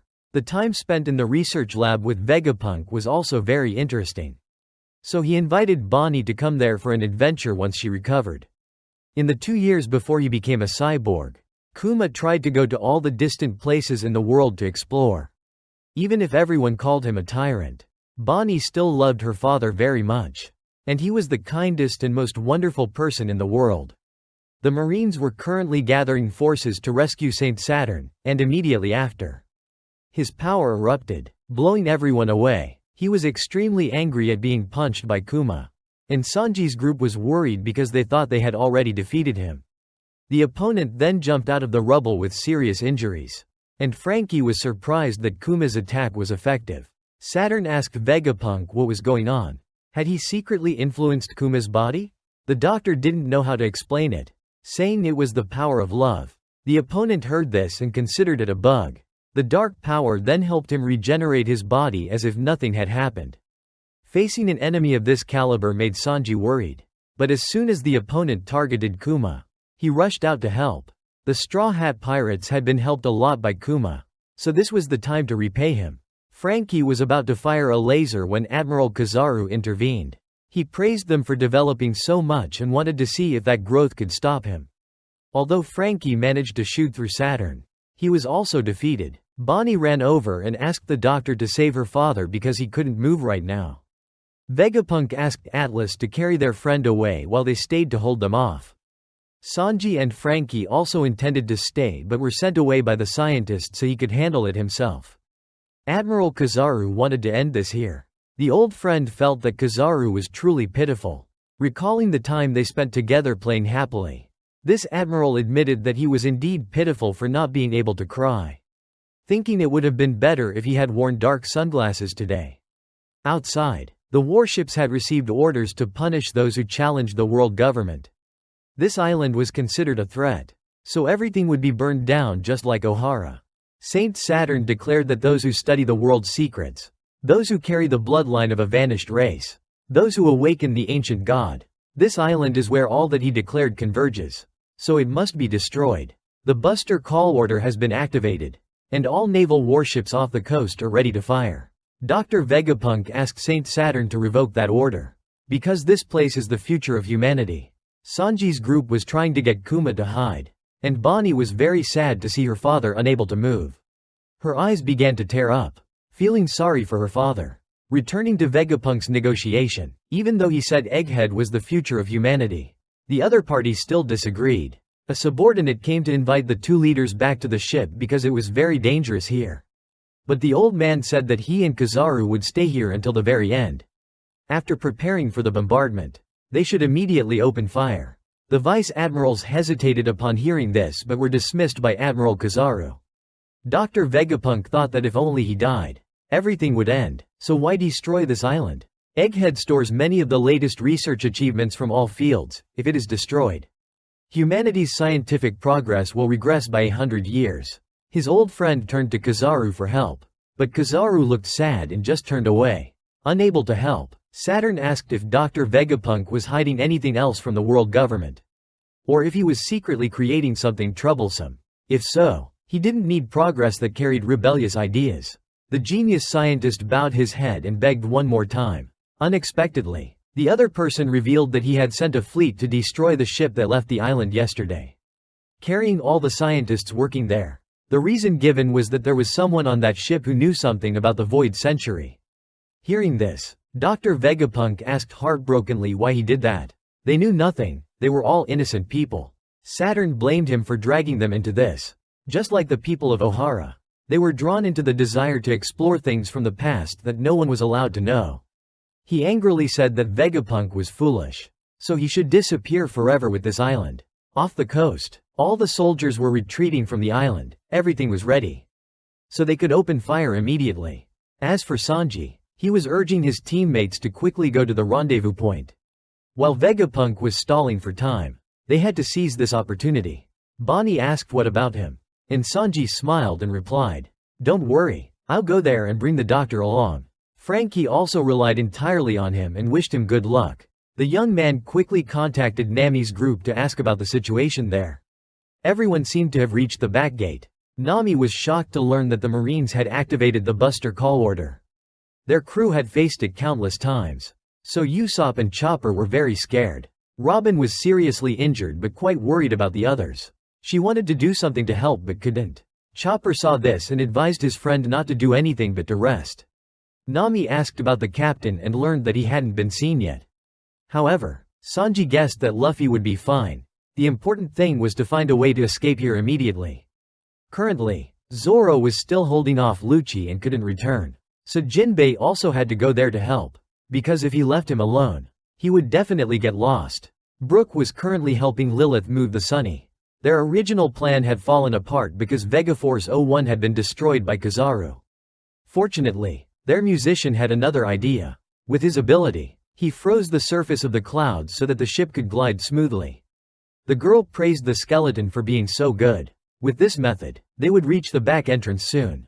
Praised as a genius, Brook was very happy. When Lilith asked how to stop the ship, he said he hadn't thought of that yet. As a result, the girl slapped him for being so stupid. If they continued like this, they would fall straight down. Brook cried out for help. Not knowing what to do, the scene shifts to the Marines. After seeing the protective barrier still in place above, he ordered them to fire into the urban area first. The target was to destroy the central factory and the future city. Hundreds of cannonballs were fired simultaneously. The rain of bombs worsened the situation. Yet at this moment, someone was still eating comfortably. Luffy's stomach was so full he couldn't eat anymore. There were still a few Marine soldiers blocking his escape. However, the subsequent bomb rain blew them all away. Luffy, being made of rubber, was also bounced elsewhere. The unfortunate ones who hadn't returned to their ships in time shared the same fate as the island. With buildings continuously collapsing, pacifistas continuously fired with terrifying power, piercing through everything. The future Vegapunk had built collapsed right before his eyes. He watched heartbroken as his empire gradually disappeared. His emotions completely gone. The doctor collapsed, as the future of humanity ended here, along with his own distant dreams. Saturn looked at Kizaru, ordering the admiral to finish off his close friend. He accepted the order, gritting his teeth and moving forward. Sanji arrived just in time, urging Dr. Vegapunk to run. On the other side, Atlas was activating the travel device. After launching at the speed of sound, Frankie was extremely excited. The travel time was only a little over 30 seconds. Unfortunately, the pipeline passed by Kizaru. With his devil fruit ability, even at the speed of sound, he could still catch up. As a result, the group inside the rocket was cut in half. They flew out, putting everyone in danger. Sanji angrily cursed Kizaru, then tried to fly up to save his comrades. Saint Saturn saw Kuma and immediately ordered the pacifistas to target the father and daughter. Bonnie reached out for her father's body. They became the new targets of the cyborgs. Unable to do anything, the daughter's cry of "Father" made Kuma regain consciousness for a moment. He used all his remaining strength to hug Bonnie and shield her with his back. The little girl was moved to tears, thinking that at least if they died, the father and daughter would be together. The scoundrel looked at this scene with glee. He thought of the daughter Kuma risked his life to save, now having to die at the hands of his own clones. This was truly deserved for a bunch of insects. Dr. Vegapunk was also heartbroken seeing the people he loved in danger. Earlier, after hearing that his granddaughter had become a pirate, the worst-case scenario had appeared in his mind. The pacifistas, shaped like Kuma, would personally shoot her down. This was truly heartbreaking beyond words. A barrage of destructive beams fired towards them. Sanji tried to approach and help. The scene shifts to the warship fleet ordered to eliminate the scientists leaving the now burning island. It's unclear what happened. The surviving Marine soldier tried to report to Admiral Kizaru that they had failed to destroy the exploration ship, and someone was heading towards Egghead. At this moment, Luffy was being threatened by dozens of Marine soldiers with guns. They demanded that the Sea Emperor surrender immediately. However, the main character just glared, calling them all weaklings and telling them not to order him around. Just like that, his large, round body immediately shrank back to its normal shape. Digesting a large amount of food in a short time was too illogical. Astonishing the Marine soldiers, they believed that Luffy was indeed not human, because who could make their belly swell to its maximum and then shrink down so quickly? Since bombs and bullets were still raining down on the island, the soldiers ignored Luffy and returned to their ships, as it was too dangerous there. A loud laugh came from within the smoke, which provoked the remaining Marine soldiers. just as they were about to use sea stone handcuffs to neutralize his devil fruit power. The ground suddenly turned into rubber. The warrior of liberation had returned. Once again, Luffy, in his Sun God Nika form, was incredibly joyful, laughing and joking, scaring everyone away. On the coast, the Marines were still using warships to shell the island. The damage was immense, but Dr. Vegapunk didn't care about that now. What he feared was that Bonnie and the others would die. Knowing he needed to do this to save everyone, the doctor called Atlas to relay a message to his granddaughter. While Saturn and Kizaru weren't paying attention, Vegapunk had completed his mission. He urged Atlas to quickly tell Bonnie about this. Below, Sanji was also trying to get close to rescue them. Below were a series of cyborgs ready to open fire. Atlas tried to approach the father and daughter to deliver the message from the doctor. It was a gift Vegapunk had for his beloved granddaughter.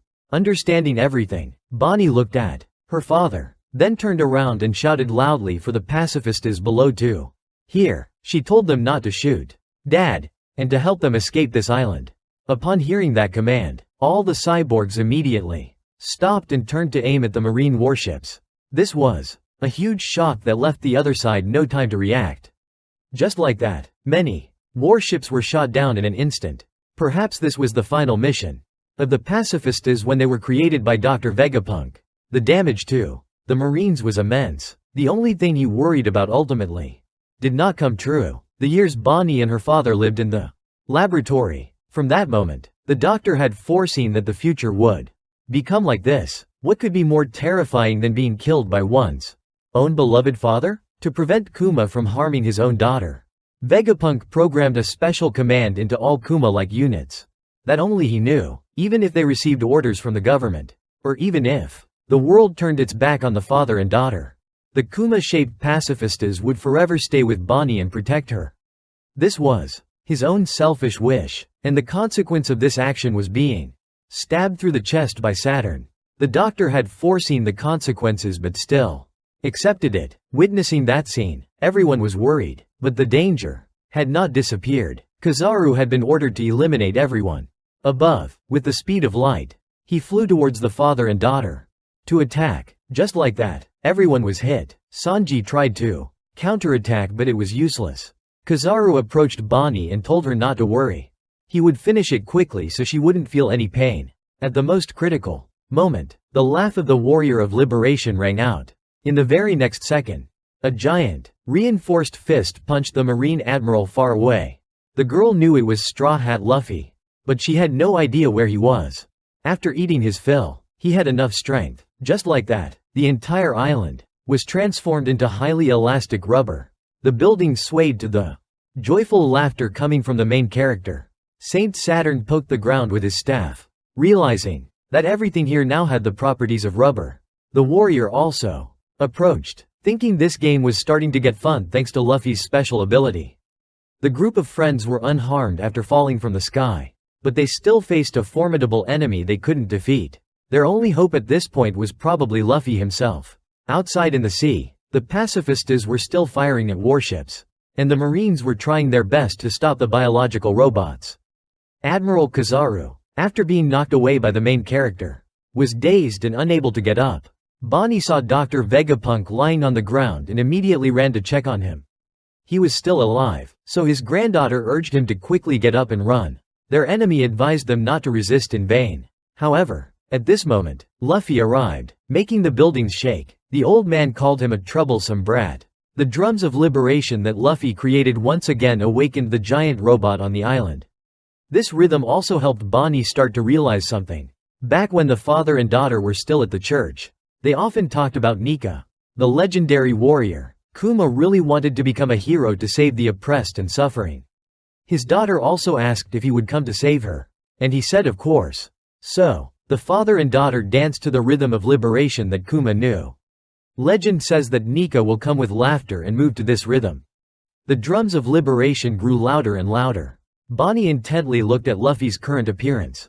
Everything matched her father's description of the hero of liberation. Dr. Vegapunk then confirmed that everything his granddaughter was thinking was true. At first, he didn't believe it, but after witnessing it with his own eyes, he understood. Luffy the one Kuma entrusted his faith in, was the embodiment of the Sun God Nika. So, the person she had been searching for all this time was here. Bonnie was moved to tears and looked towards her father. Kuma was completely right, as everything he said about Nika was true.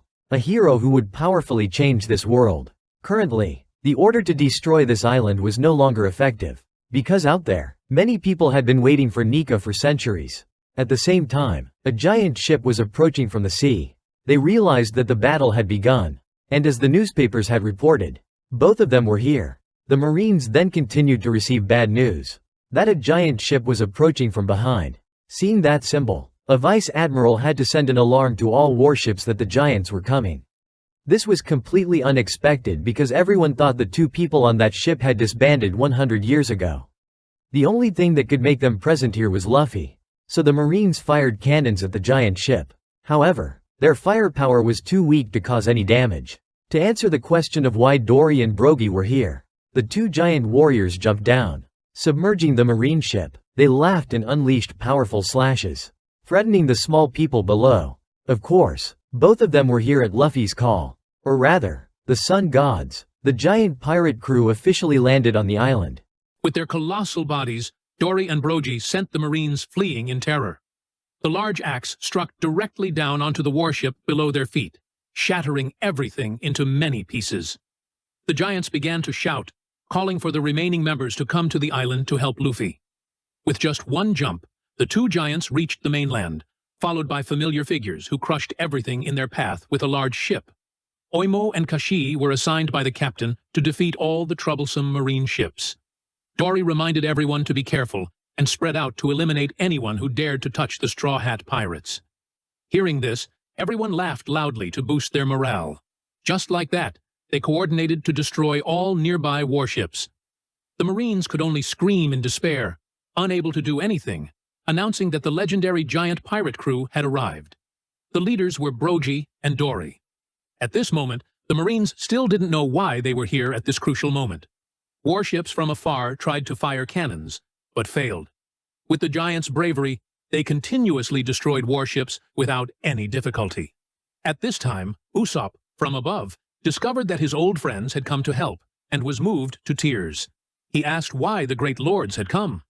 Nami was delighted that Oimo and Kashi were also there, and the group began to recall what had happened years ago. For a very long time, the world had always feared the giant pirate crew, but they disbanded due to a fierce quarrel between the two captains, Dorry and Brogy. Luffy and the other members unfortunately fell into that 100-year-long battle, even though they had forgotten the reason why the two sides fought. But Brogy and Dorry continued. Luffy and Usopp were extremely amazed by the immense pride displayed by the two giant warriors.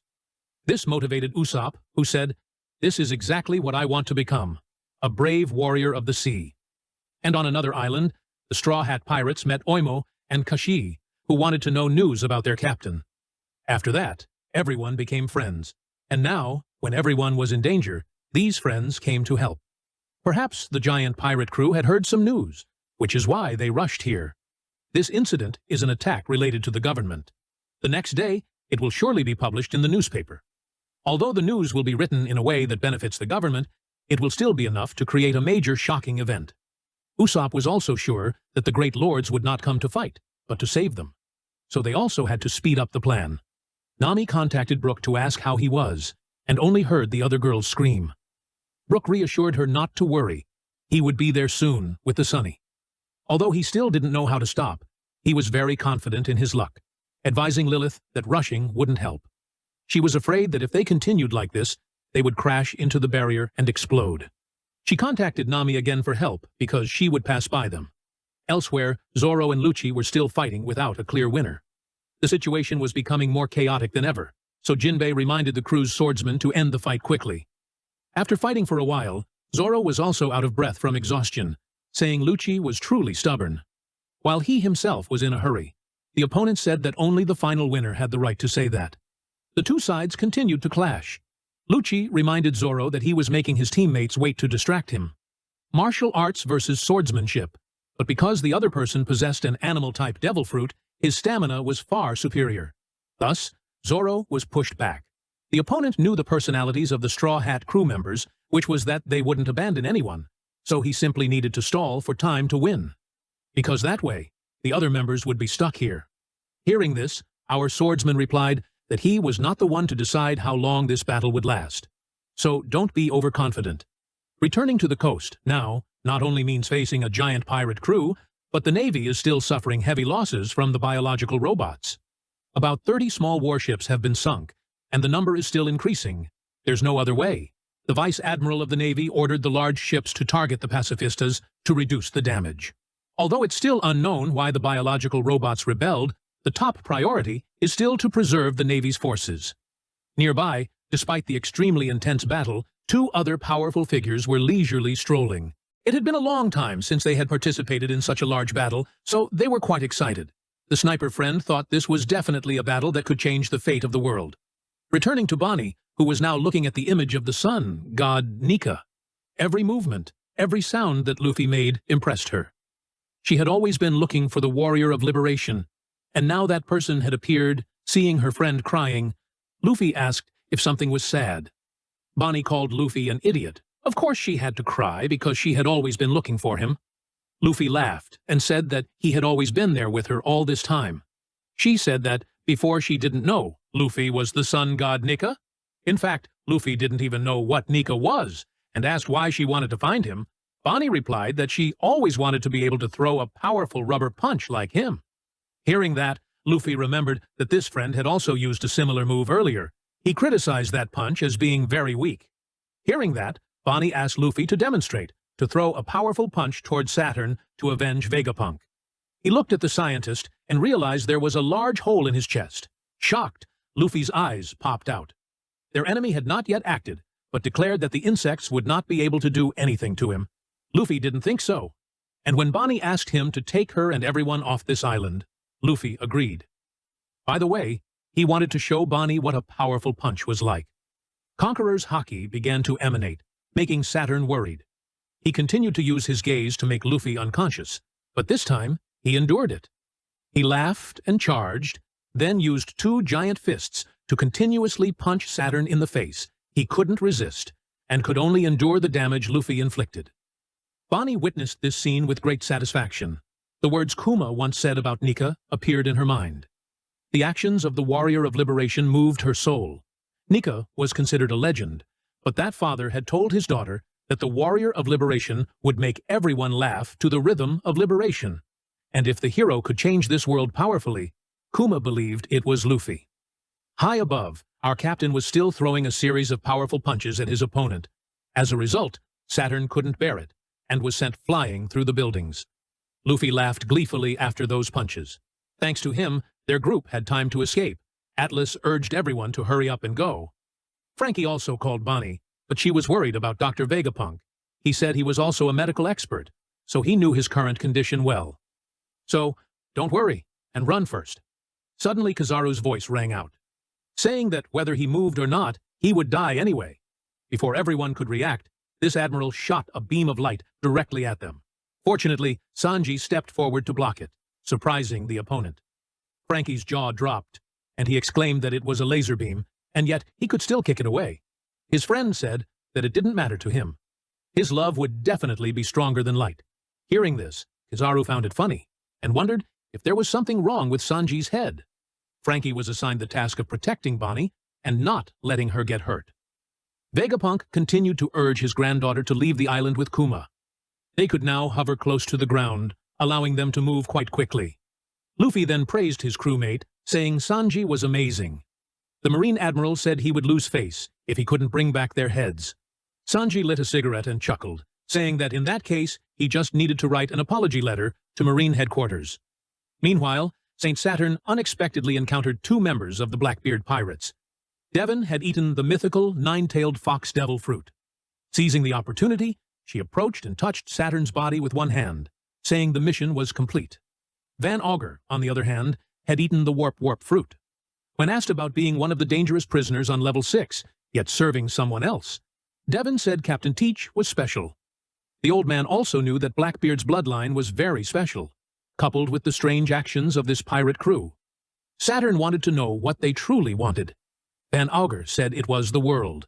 but he was attacked by the old man. However, using his warping ability, he safely transported his comrade to another location. Since the mission was complete, both intended to return immediately. Van Augur himself had not yet mastered his warping ability and still needed more practice.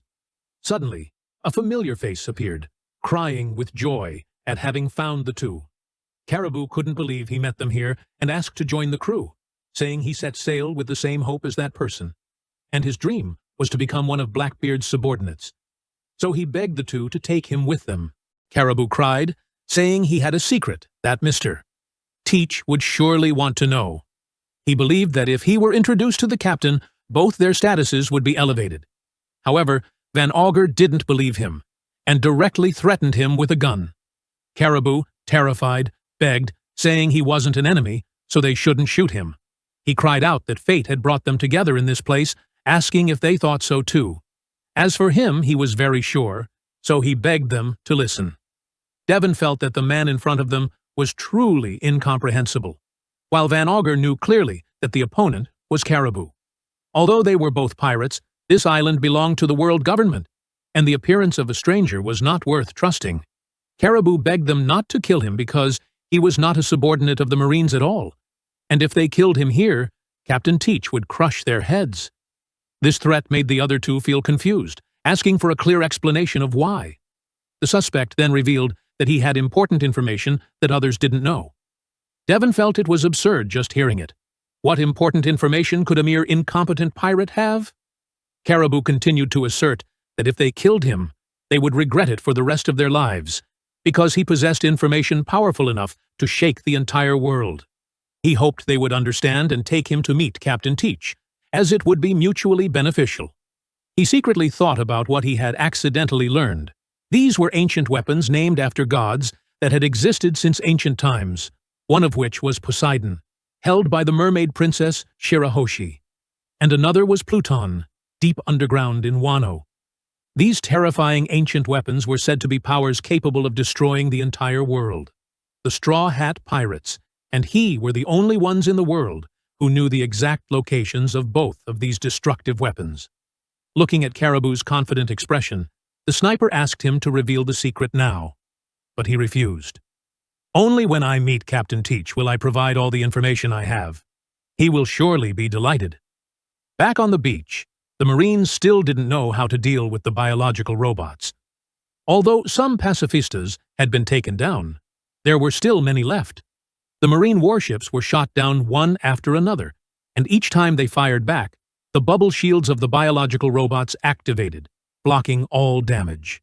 Having no other choice, the vice admirals had to order a retreat before the casualties increased. However, the attack range of the pacifistas was very far, and even though they kept their distance, some ships were still shot and exploded. The desperate cries of the Marine soldiers worried Vice Admiral Doberman. He knew that if they couldn't control the pacifistas, they couldn't destroy this island. Fighting them also made others feel bored, and, furthermore, the giant tribe had landed on the other side of the island. These were all unexpected events.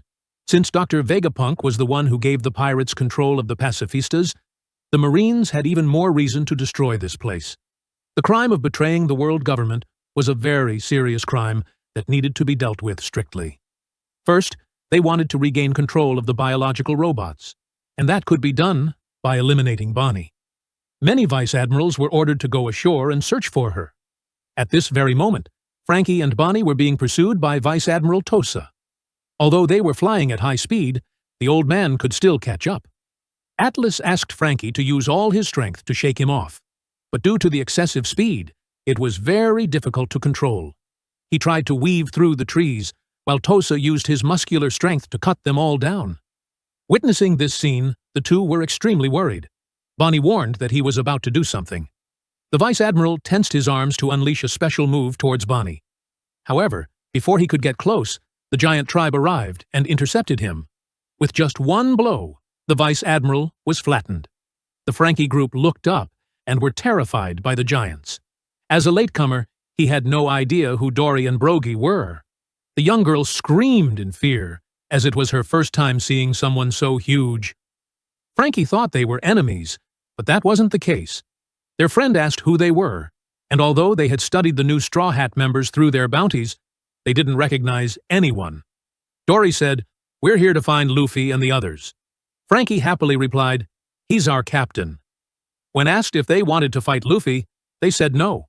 The giant pirate crew was there to help their old friends. This was the promise they had made with the Straw Hats long ago. With such strong allies, Frankie felt completely at ease. Bonnie said that Vegapunk, Sanji, and Luffy were in the center of the island.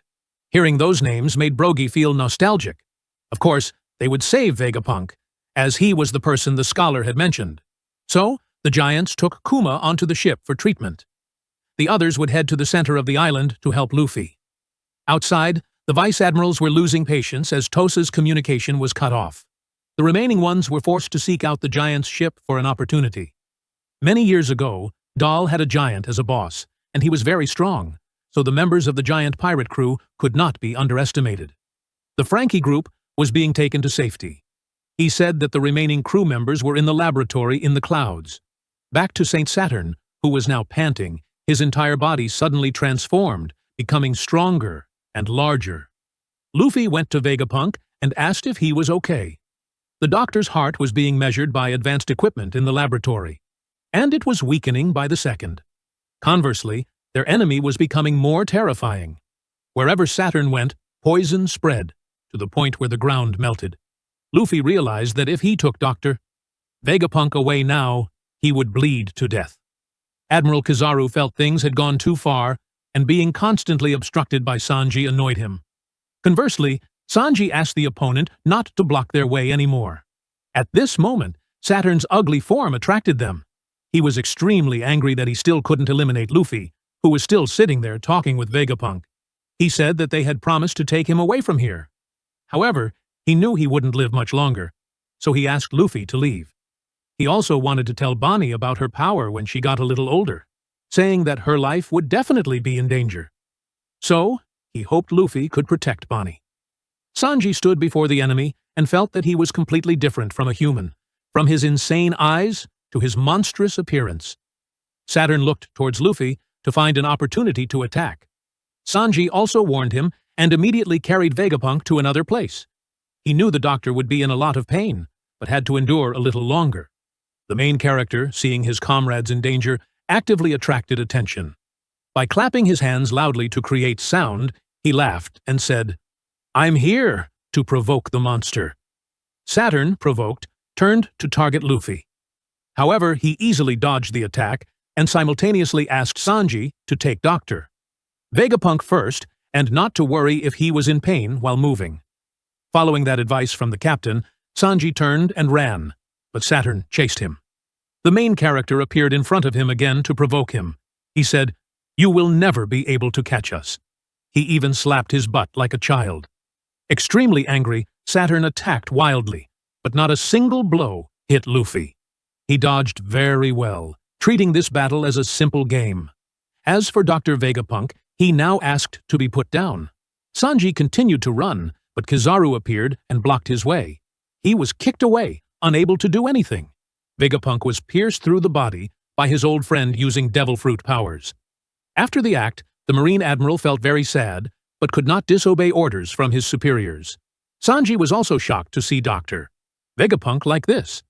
Luffy continued to ask his friend to take him to the back of the island with the other members.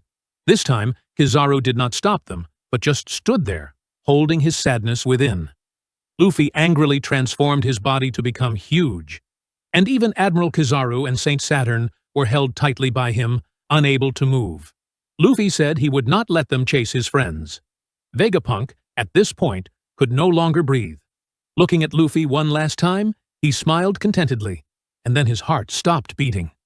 Sanji, heartbroken, tried to shake Vegapunk awake, but it was in vain. Perhaps the doctor had foreseen this scenario, so as soon as his heart stopped beating, a pre-prepared recording immediately played for the whole world to see. Dr. Vegapunk introduced himself as a genius scientist, and the message he left behind would surely shock everyone. But it was the truth of the world, so he would still speak it. Dr. Vegapunk's plan was set in motion the moment his heart stopped beating. In the recording, Shaka told him to speak slowly, so that people all over the world would have time to prepare. After this news was broadcast, it would surely spread everywhere, but they still had to be prepared for the worst-case scenario. All over the world, people had now begun to hear the voice of the genius scientist. Vegapunk's plan was to use marine branches around the world as relay stations. The words they spoke would be forcibly broadcast at maximum power, which is why even if the Marines tried to turn off the equipment, the voice still echoed. On the island, Sanji also heard those words through his headphones. He asked Vegapunk what was going on but received no answer. The two opponents being held by Luffy were extremely angry, while he smiled confidently, having subdued Kizaru and Saturn. Hearing Vegapunk's voice, Luffy thought he was still alive and was very happy. Conversely, Saturn was extremely worried about what the scientist would say to the world. High above, the remaining members of the Straw Hat Pirates were confused about what had happened. Nami and Usopp thought Dr. Vegapunk was acting recklessly. If so, it would ruin their rescue plan. No one had realized that their friend had died, so the recording was automatically played. Back with the giant pirates, Brogy and Dorry were trying to run as fast as they could to Luffy. They knew something was about to happen and felt very excited. Below, the Marines were still ambushing, trying to stop them. However, with Brogy and Dorry's massive size, the Marines were like mere insects. Everyone trembled before these two. Looking at the fools below, the two giant warriors praised their courage. Unfortunately, that wouldn't change anything. A barrage of cannon fire was then shot by the Marines. The explosion was huge, but Dorry and Brogy were completely unharmed. At this point, the soldiers below realized that this was not an opponent they could defeat. Just like that, the axe and sword of the two giant warriors struck down. After just one blow, all the Marines below were defeated. The two captains then continued to search for Luffy. Currently, Dr. Vegapunk's broadcast has not encountered any problems. He decided to take 10 minutes to let people all over the world prepare, so they could clearly hear what he was about to say. Luffy looked excited after hearing this. He thought that now he just needed to deal with the two opponents in front of him, and the whole crew could leave safely. The scene shifts to Mary Jiwaz. At this moment, the broadcast that Vegapunk had prepared was making the 5 elders of the government worried. They communicated with Saturn, asking what was happening. He replied that Kizaru had just killed Vegapunk. Guessing that the message left by the genius scientist would turn the world upside down, these 4 wanted to find the broadcast source and destroy it before things got out of control. They guessed the broadcasting device was protected inside the shield at Egghead. There were 9 minutes left before the truth about the world began to be revealed. However, all over the world, people had already started gathering to listen. Dr. Vegapunk's fame made everyone curious about what he wanted to convey. In the kingdom that Luffy had once rescued from Doflamingo's evil rule, Princess Rebecca was as beautiful as ever. She and her father were watching the broadcast when Leo and Cub arrived. Before that, they heard that Luffy had taken this scientist hostage, but Rebecca didn't believe that information. She knew that Lucy, who had saved her and this kingdom, was not a coward who would take someone hostage. Hearing this, Leo also agreed. Her father realized that Vegapunk was broadcasting voluntarily, not under orders from the government. The truth about the world that the genius doctor spoke of still has to wait for him to tell it himself. The scene shifts to Luffy's hometown, where everyone is also waiting for the latest news. They even thought Luffy had done something bad again. In the places where the Straw Hat Pirates passed through, everyone was preparing to wake up to listen to the broadcast. In the sky, Princess Vivi was on reporter Morgan's hot air balloon. He explained that this broadcast was being relayed through naval branches. But it was an independent signal, so it couldn't be interfered with. Based on the time in the image, Morgan realized that this was not the current time on Egghead, but had been recorded beforehand. This would become world-shattering news, and reporters all wanted to write about it. Vivi was worried about Luffy and his crew, hoping they wouldn't be in any danger. In Usopp and Chopper's hometown, everyone was watching the screen. At the same time, on Okama Island, the Revolutionary Army, especially Ivankov, was very curious about Dr. Vegapunk's head. It looked like it had been cut off, but he was still alive. Other members like Sabo were also curious about the truth of the world in Vegapunk's words. He asked Dragon if the genius doctor would really reveal the truth of the world. He said that some geniuses can even see their own future. Vegapunk had predicted that he would die, so he left this recording. Back to Bonnie and Kuma, they were safely brought back to the ship by their giant friend. The father was still unconscious, with no signs of recovery. Atlas only showed Frankie the giant ship, something they had never seen before. As soon as the two captains returned, they would set sail immediately. Now, the task was to gather all the other members of the Straw Hat crew here. Inside, Luffy was still provoking his opponent. He said that Saturn's punches just now had no effect at all. Taking advantage of the opportunity, Admiral Kizaru attacked, but Maine dodged. He said that, until the very last moment, all his friends would escape from here. So, he wouldn't let them go anywhere. He used his ability to stretch his arm, then slammed Saturn and Kizaru's bodies together with a powerful blow. As a result, the two were flattened by Luffy as thin as a sheet of paper. Not stopping there, he even used his fingers to perform. The bodies of the two enemies were now as soft as a pizza. Luffy then used great force to throw Kizaru and Saturn away. After the fight, he returned to his original size and laughed loudly at his victory. On the coast, the group of Marines discovered something flying towards them. In the next second, Admiral Kizaru's body collided with the ship, causing it to explode. Saint Saturn was luckier, not colliding with anything. He was angry that Luffy had thrown him again. With his ability, Saturn immediately returned to attack. Luffy was also shocked to see this. Under Saturn's new attack, he had to find a way to escape. He didn't understand why his opponent wasn't injured, despite being hit so many times. As for Admiral Kizaru, he was fine, but what pained him was that he had personally killed Vegapunk. Sadly, Kizaru could only cover his face to hide his emotions. In the sky, Luffy's chase was still ongoing. The rulers reminded Saturn that there wasn't much time left. They didn't want Vegapunk's words to affect the world government. Luffy was attacked continuously, but dodged them all. He fell to the ground, but was unharmed. His opponent also landed safely, looking at the captain with terrifying eyes. Saturn knew he couldn't deal with Luffy alone, so he used his ability to summon 4 others from the Holy Land to help. Just like that, the strongest began to act. The sky there turned black again. Lightning bolts struck down, just like when Saturn appeared. Luffy witnessed this scene, not knowing what was happening.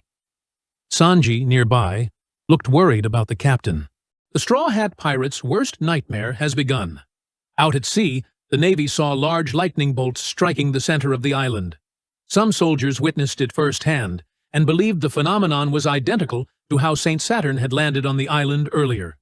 Nearby, a giant archer was still firing numerous arrows at the Navy's warships, each arrow the size of a mast, making them incredibly powerful. Another giant warrior took the opportunity to jump onto the remaining ships to destroy them all.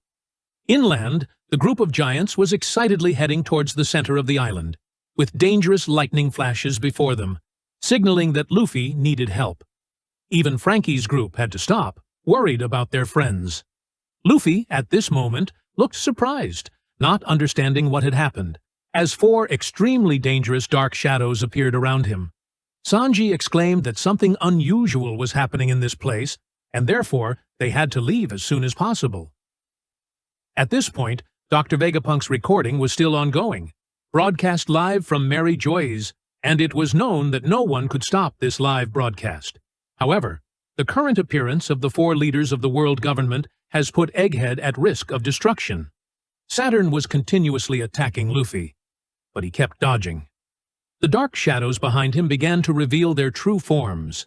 Seeing this, Luffy was deeply shocked, thinking they were 5 giant monsters. Frightening sounds emanated from within the thick smoke. Luffy stood there, waiting to see what would happen next. In his mind, he felt as if he was being swallowed by the darkness of the 5 monsters. One by one, the different forms of the 4 newly summoned beings appeared. These are the forms of the rulers at the head of the world government. The 5 monsters including Jupiter in the form of a sandworm, Marcus Mars in the form of a bird, Warcury in the form of a pig, Nusjuro in the form of a horse, and finally Saturn in the form of a spider. When these 5 monsters appeared together, destruction had begun. Their roars pushed Luffy back. The buildings also could not withstand it, and collapsed. With his abilities, Luffy easily escaped the rubble. However, standing before him was the massive body of the enemy. At the start of the battle, just the 5 monsters walking past Luffy forced him to dodge. These are the supreme judges of the world government. If this continues, the entire island will be destroyed. Luffy demanded that they stop. He then enhanced his body, transforming into a giant form to fight. However, Saturn used a special skill, an attack with his gaze, to defeat Luffy. Just like that, his large body shrunk back to its original form. Nusjuro then, with incredible speed, jumped over Luffy, and Luffy was also thrown far away by the pressure. With his speed, he reached the battle on the coast, where the pacifistas were still attacking the Navy warships. The damage was immense, which is why Nusjuro had to rush to help. He transformed into a centaur and used a sword to attack. The high-speed slash instantly froze the pacifista's body. This ability is somewhat similar to Brook of the Straw Hat Pirates. Just like that, a series of cyborgs were neutralized by Nusjuro, unable to function. His movement speed was so fast that Navy soldiers couldn't even see what was happening. In this way, the world government faction was able to retain all the pacifistas so that the damage would not increase. The battle on the coast was considered over as the cyborgs had part of their bodies frozen. The soldiers at this time also saw the giant horse form, but Nusjuro disappeared immediately afterward. Inside, Luffy was blown away once again by Marcus Mars.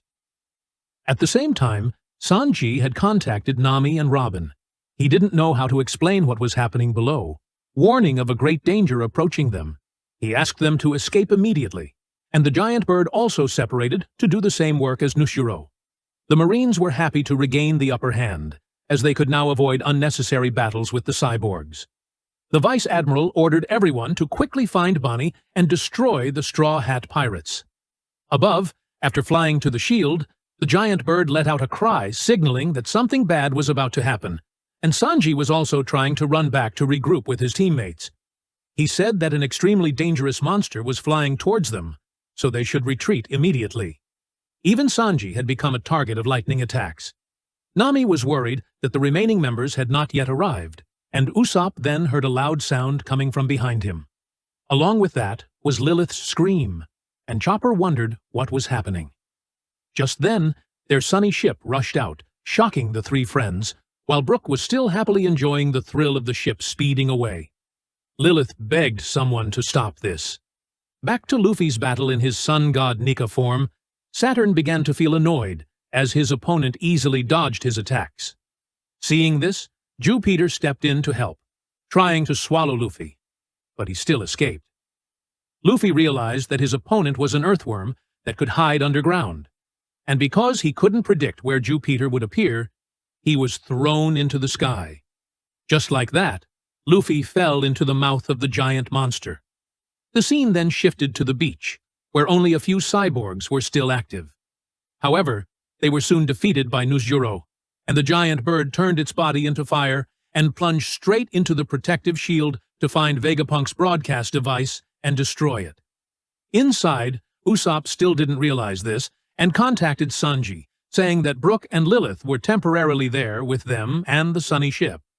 Brook confidently said, "See, I told you it would be fine," and Lilith scolded him for saying that when Usopp was the one who stopped the ship. Before that, when the sunny ship rushed over, he used a type of bullet that grew trees to stop the ship, and they were also planning to leave according to the original plan. However, Zoro was still fighting, and Jinbei was going to call his teammate back. Sanji was angry when he heard this, and he asked Jinbei about the situation there, and he said he understood the situation. Even if their battle is not over, I will force Zoro back." Hearing this, Sanji was somewhat relieved. At the same time, the two powerful warriors were still competing. Lucci continuously used speed to attack, but Zoro still blocked it. His opponent ran around, creating a smoke screen to obscure his vision, and then launched a powerful kick that cut down all the surrounding trees. Zoro also responded with 3 continuous slashes, and as the two sides rushed at each other, they suddenly felt someone extremely powerful attacking this place. In contrast to Zoro's uneasy feeling, Lucci was extremely excited, realizing that it was one of the 5 leaders of the world government. In the next slash, Zoro let go of his sword, and both sides seemed tired, as they couldn't decide a winner. Lucci thought that Zoro was distracted because he felt the terrifying haki, which was covering the entire island. Jinbei had arrived at this point and saw the battle between the two, and Lucci continued to attack with long-range moves. Zoro had to dodge, so he was approached by his opponent, and the battle was still very balanced, with neither side at a disadvantage. Jinbei informed Sanji about this, which annoyed him, as he thought Zoro was putting the entire crew in danger, calling Zoro useless without realizing that he had heard it. Zoro, fueled by his anger, wanted to unleash a finishing blow in the next move. Lucci completely failed to notice the change in his opponent and continued to charge in to attack, but even after throwing hundreds of punches, Zoro still dodged them all. He built up momentum and slashed with all 3 swords, and in that moment, Lucci realized he was the loser. Zoro successfully cut through his opponent, causing him to collapse, and Jinbei was incredibly surprised to witness this. At the same time, Luffy had fallen into the monster's belly. He tried to escape, but was bitten by the earthworm's teeth. Fortunately, he was still able to escape. Luffy said he didn't taste good, so don't eat him like that. As soon as he finished speaking, Saturn controlled Luffy and slammed him straight towards Warcury, and just like that, Luffy's head collided with the head of the giant pig. Once again, he was swallowed by Jew Peter. Fortunately, Brogy and Dorry were present at this time. Hearing Luffy's cries for help from inside the earthworm's belly, the 2 giant warriors rushed in to attack. Saturn and Warcury also stood up to compete, but Dorry and Brogy easily fended them off. In terms of strength, they were not inferior. The 2 giant warriors then threw the 2 monsters directly at each other. They continued to rush towards Jew Peter and unleashed their ultimate move, cutting the earthworm into 3 parts. Thanks to this, Luffy was freed, which made him very happy. After seeing the 2 old giant men, Luffy also greeted them, as it had been a long time since they had met. Dorry said we couldn't stand by and watch the Straw Hat Pirates in danger, so we came here. Dorry and Brogy were relieved to see Luffy still healthy. It had been 2 years since they last met, so both were overjoyed. At the same time, Marcus Mars successfully infiltrated after crashing straight through the shield. He wanted to stop Vegapunk's live video broadcast. Below, Jinbei couldn't believe his eyes when he saw the giant creature. The bird's haki was so terrifying that even he was afraid. Therefore, he had to quickly bring Zoro back and leave this dangerous island with the other crewmates.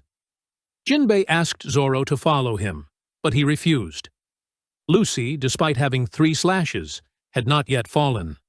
Just by looking at his eyes, Zoro knew he could still fight. The opponent then turned to look at the 2 of them, just as Sanji contacted to ask if he had taken Zoro away yet. Jinbei immediately held his crewmate tightly, telling him that he had won and didn't need to fight anymore, while the opponent slowly approached. Seeing this, Jinbei used Fishman Karate to attack Lucci, a move used to create a diversion and give the other 2 a chance to escape. After transforming back into his human form, Lucci was surprised that Marcus Mars was here. He asked his subordinate where York was. Zoro, being led away by Jinbei, also wondered what the giant body of the monster was. And as for Lucci, facing the question from his superior, he showed fear. He then stated that York was still being held in the control room on the 4th floor, Building A. The 2 who just escaped were Roronoa Zoro and Jinbei, the Son of the Sea, and there were 5 other members of the Straw Hat Pirates here as well. They and 2 other Vegapunks were preparing to leave through the back exit of the lava phase, and in the basement of the laboratory, there were still 85 Cypher Paul agents and 4 Seraphim. Vegapunk's broadcast would continue in another 6 minutes. Hearing this, Marcus Mars seemed very satisfied with this useful information. He praised Lucci for doing a good job and said he had no more questions. Before letting him leave, Lucci had a request. It was about his severely injured crewmate in the control room. Please, spare him. Marcus Mars said that was very difficult. Insects are sometimes crushed, even if one has no intention of doing so. This extinguished Lucci's hope of saving his crewmate, because, after all, they were just insects in the eyes of the Gorosei. Back with Luffy, he felt that the 2 old giants were as strong as ever. They said they almost didn't recognize him, and that the Straw Hat crew must be the ones who changed the most in 2 years. Brogy asked why Luffy knew about the legendary Elbaf god's form. They were truly happy to see this form. Luffy said he didn't understand what he was talking about, but to talk about it later because they needed to deal with the 2 monsters first. After being attacked by the 2 giants, Saturn and Warcury had fully recovered. They considered the 3 to be an unpleasant combination. In Dorry's eyes, the 2 monsters in front of them were as large as the wild beasts in the Elbaf forest. Luffy reminded his 2 friends, saying that his crew didn't want to fight anymore, so they should find a way to escape. Dorry agreed, because, in fact, they had just met Sanji, who had relayed the entire plan and asked them to come here to take Luffy away. Brogy said that after reading the news about their group in the newspaper, they came here to help. The newspaper wrote that Luffy was a villain, had taken Vegapunk hostage, and was surrounded by the Marines. Hearing this, even Luffy chuckled. He didn't expect the newspaper to write such a thing. Currently, the members of the Straw Hat Pirates were separated, so they had to quickly regroup and leave this place. To inform everyone, Dorry blew a large horn, making the sound echo across the island.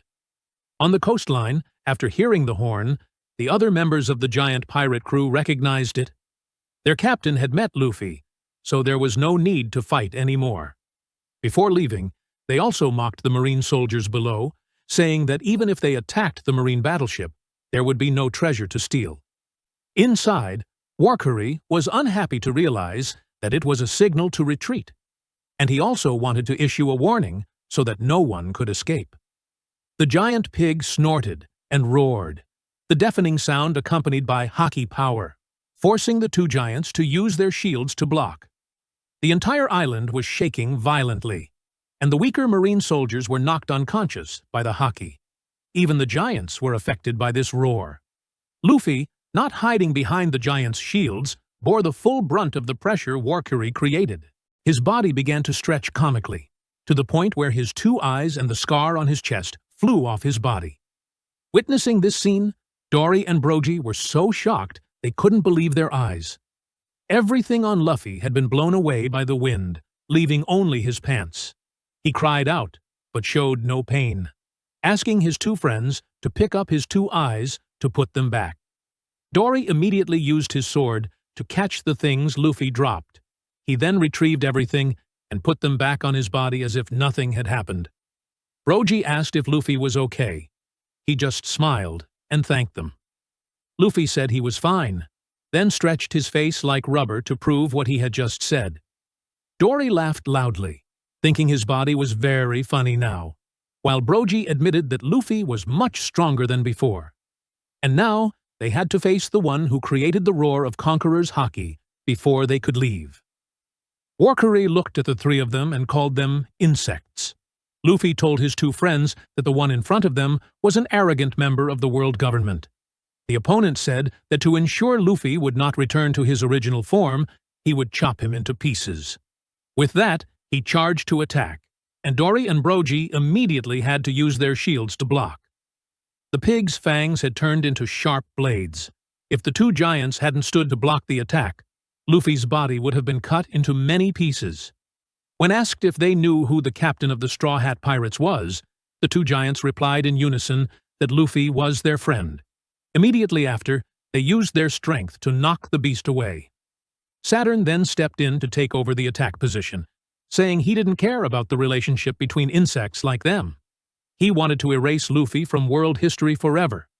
Saturn spat out highly poisonous balls towards Luffy, who reminded the two giants not to touch them. He himself pulled up a nearby coconut tree to create a baseball bat to block. Using his imagination, Luffy used his teeth to shape the bat. Then he painted another layer of paint to make the bat shiny, and he also put on the hat with the number 56. As soon as the poisonous balls flew over, Luffy used the giant bat to perfectly hit them all away, even saying, "I'm returning these poisonous balls to you." Warcury and Saturn were hit, causing a huge explosion. Luffy was very surprised, not expecting it to explode so loudly. But this was their chance to escape. The other crew members warned that the flames were spreading closer, so they had to leave immediately. Brogy and Dorry thought the two monsters had exploded into smithereens, but Luffy explained that they were immortal beings and couldn't die. Even though he had tried everything, they still recovered, and they had never heard of such an ability or race. It was best to run away now before something worse happened. At the same time, Usopp's group was struggling to pull the Sunny out of the pile of trees, but despite using all their strength, they couldn't move it even a little. Nami looked at this scene with a bit of worry. "I don't know when I'll be able to leave here. Robin still needs rest, while Jinbei has brought Zoro back. Since the flying device ran out of energy, he switched to running on his own feet to be faster. On Bonnie's side, she is still running towards the giant tribe's ship. Kuma shows no signs of waking up due to severe injuries, and Atlas then warns about those standing in front of the ship, blocking their way. These are the three Marine Vice Admirals tasked with eliminating Bonnie. Sanji, on the other side, is also racing against time. He has a bad feeling about what's about to happen. Vegapunk's broadcast is still ongoing, and seeing this, York, who is tied up below, doesn't understand what they are trying to do. She demands to be uncuffed, but she can't, and at this moment, York's cry helps the giant bird discover her. Marcus Mars asks where the room on the screen that Vegapunk is showing is, and York, completely unaware of who this is, shows fear. The scene shifts to Admiral Kizaru, who is still lying on the ship. When asked where his injury is, he says this: "I have a very deep wound in my heart, but no one needs to do anything. Just let me rest." Inside the island at this moment, the giant robot has fully awakened. Although his body is very old, he still stands up and calls out, "Joy Boy." The spear that was stabbed into him is pulled out, and right below, some Marine soldiers are still chasing the members of the giant pirate crew. However, they have to stop because they can't believe their eyes. There is something much larger than the giants. This scene is seen by the entire Marine faction from a distance. The burning flame cannot stop the giant machine's advance. As he moves, he apologizes to Joy Boy.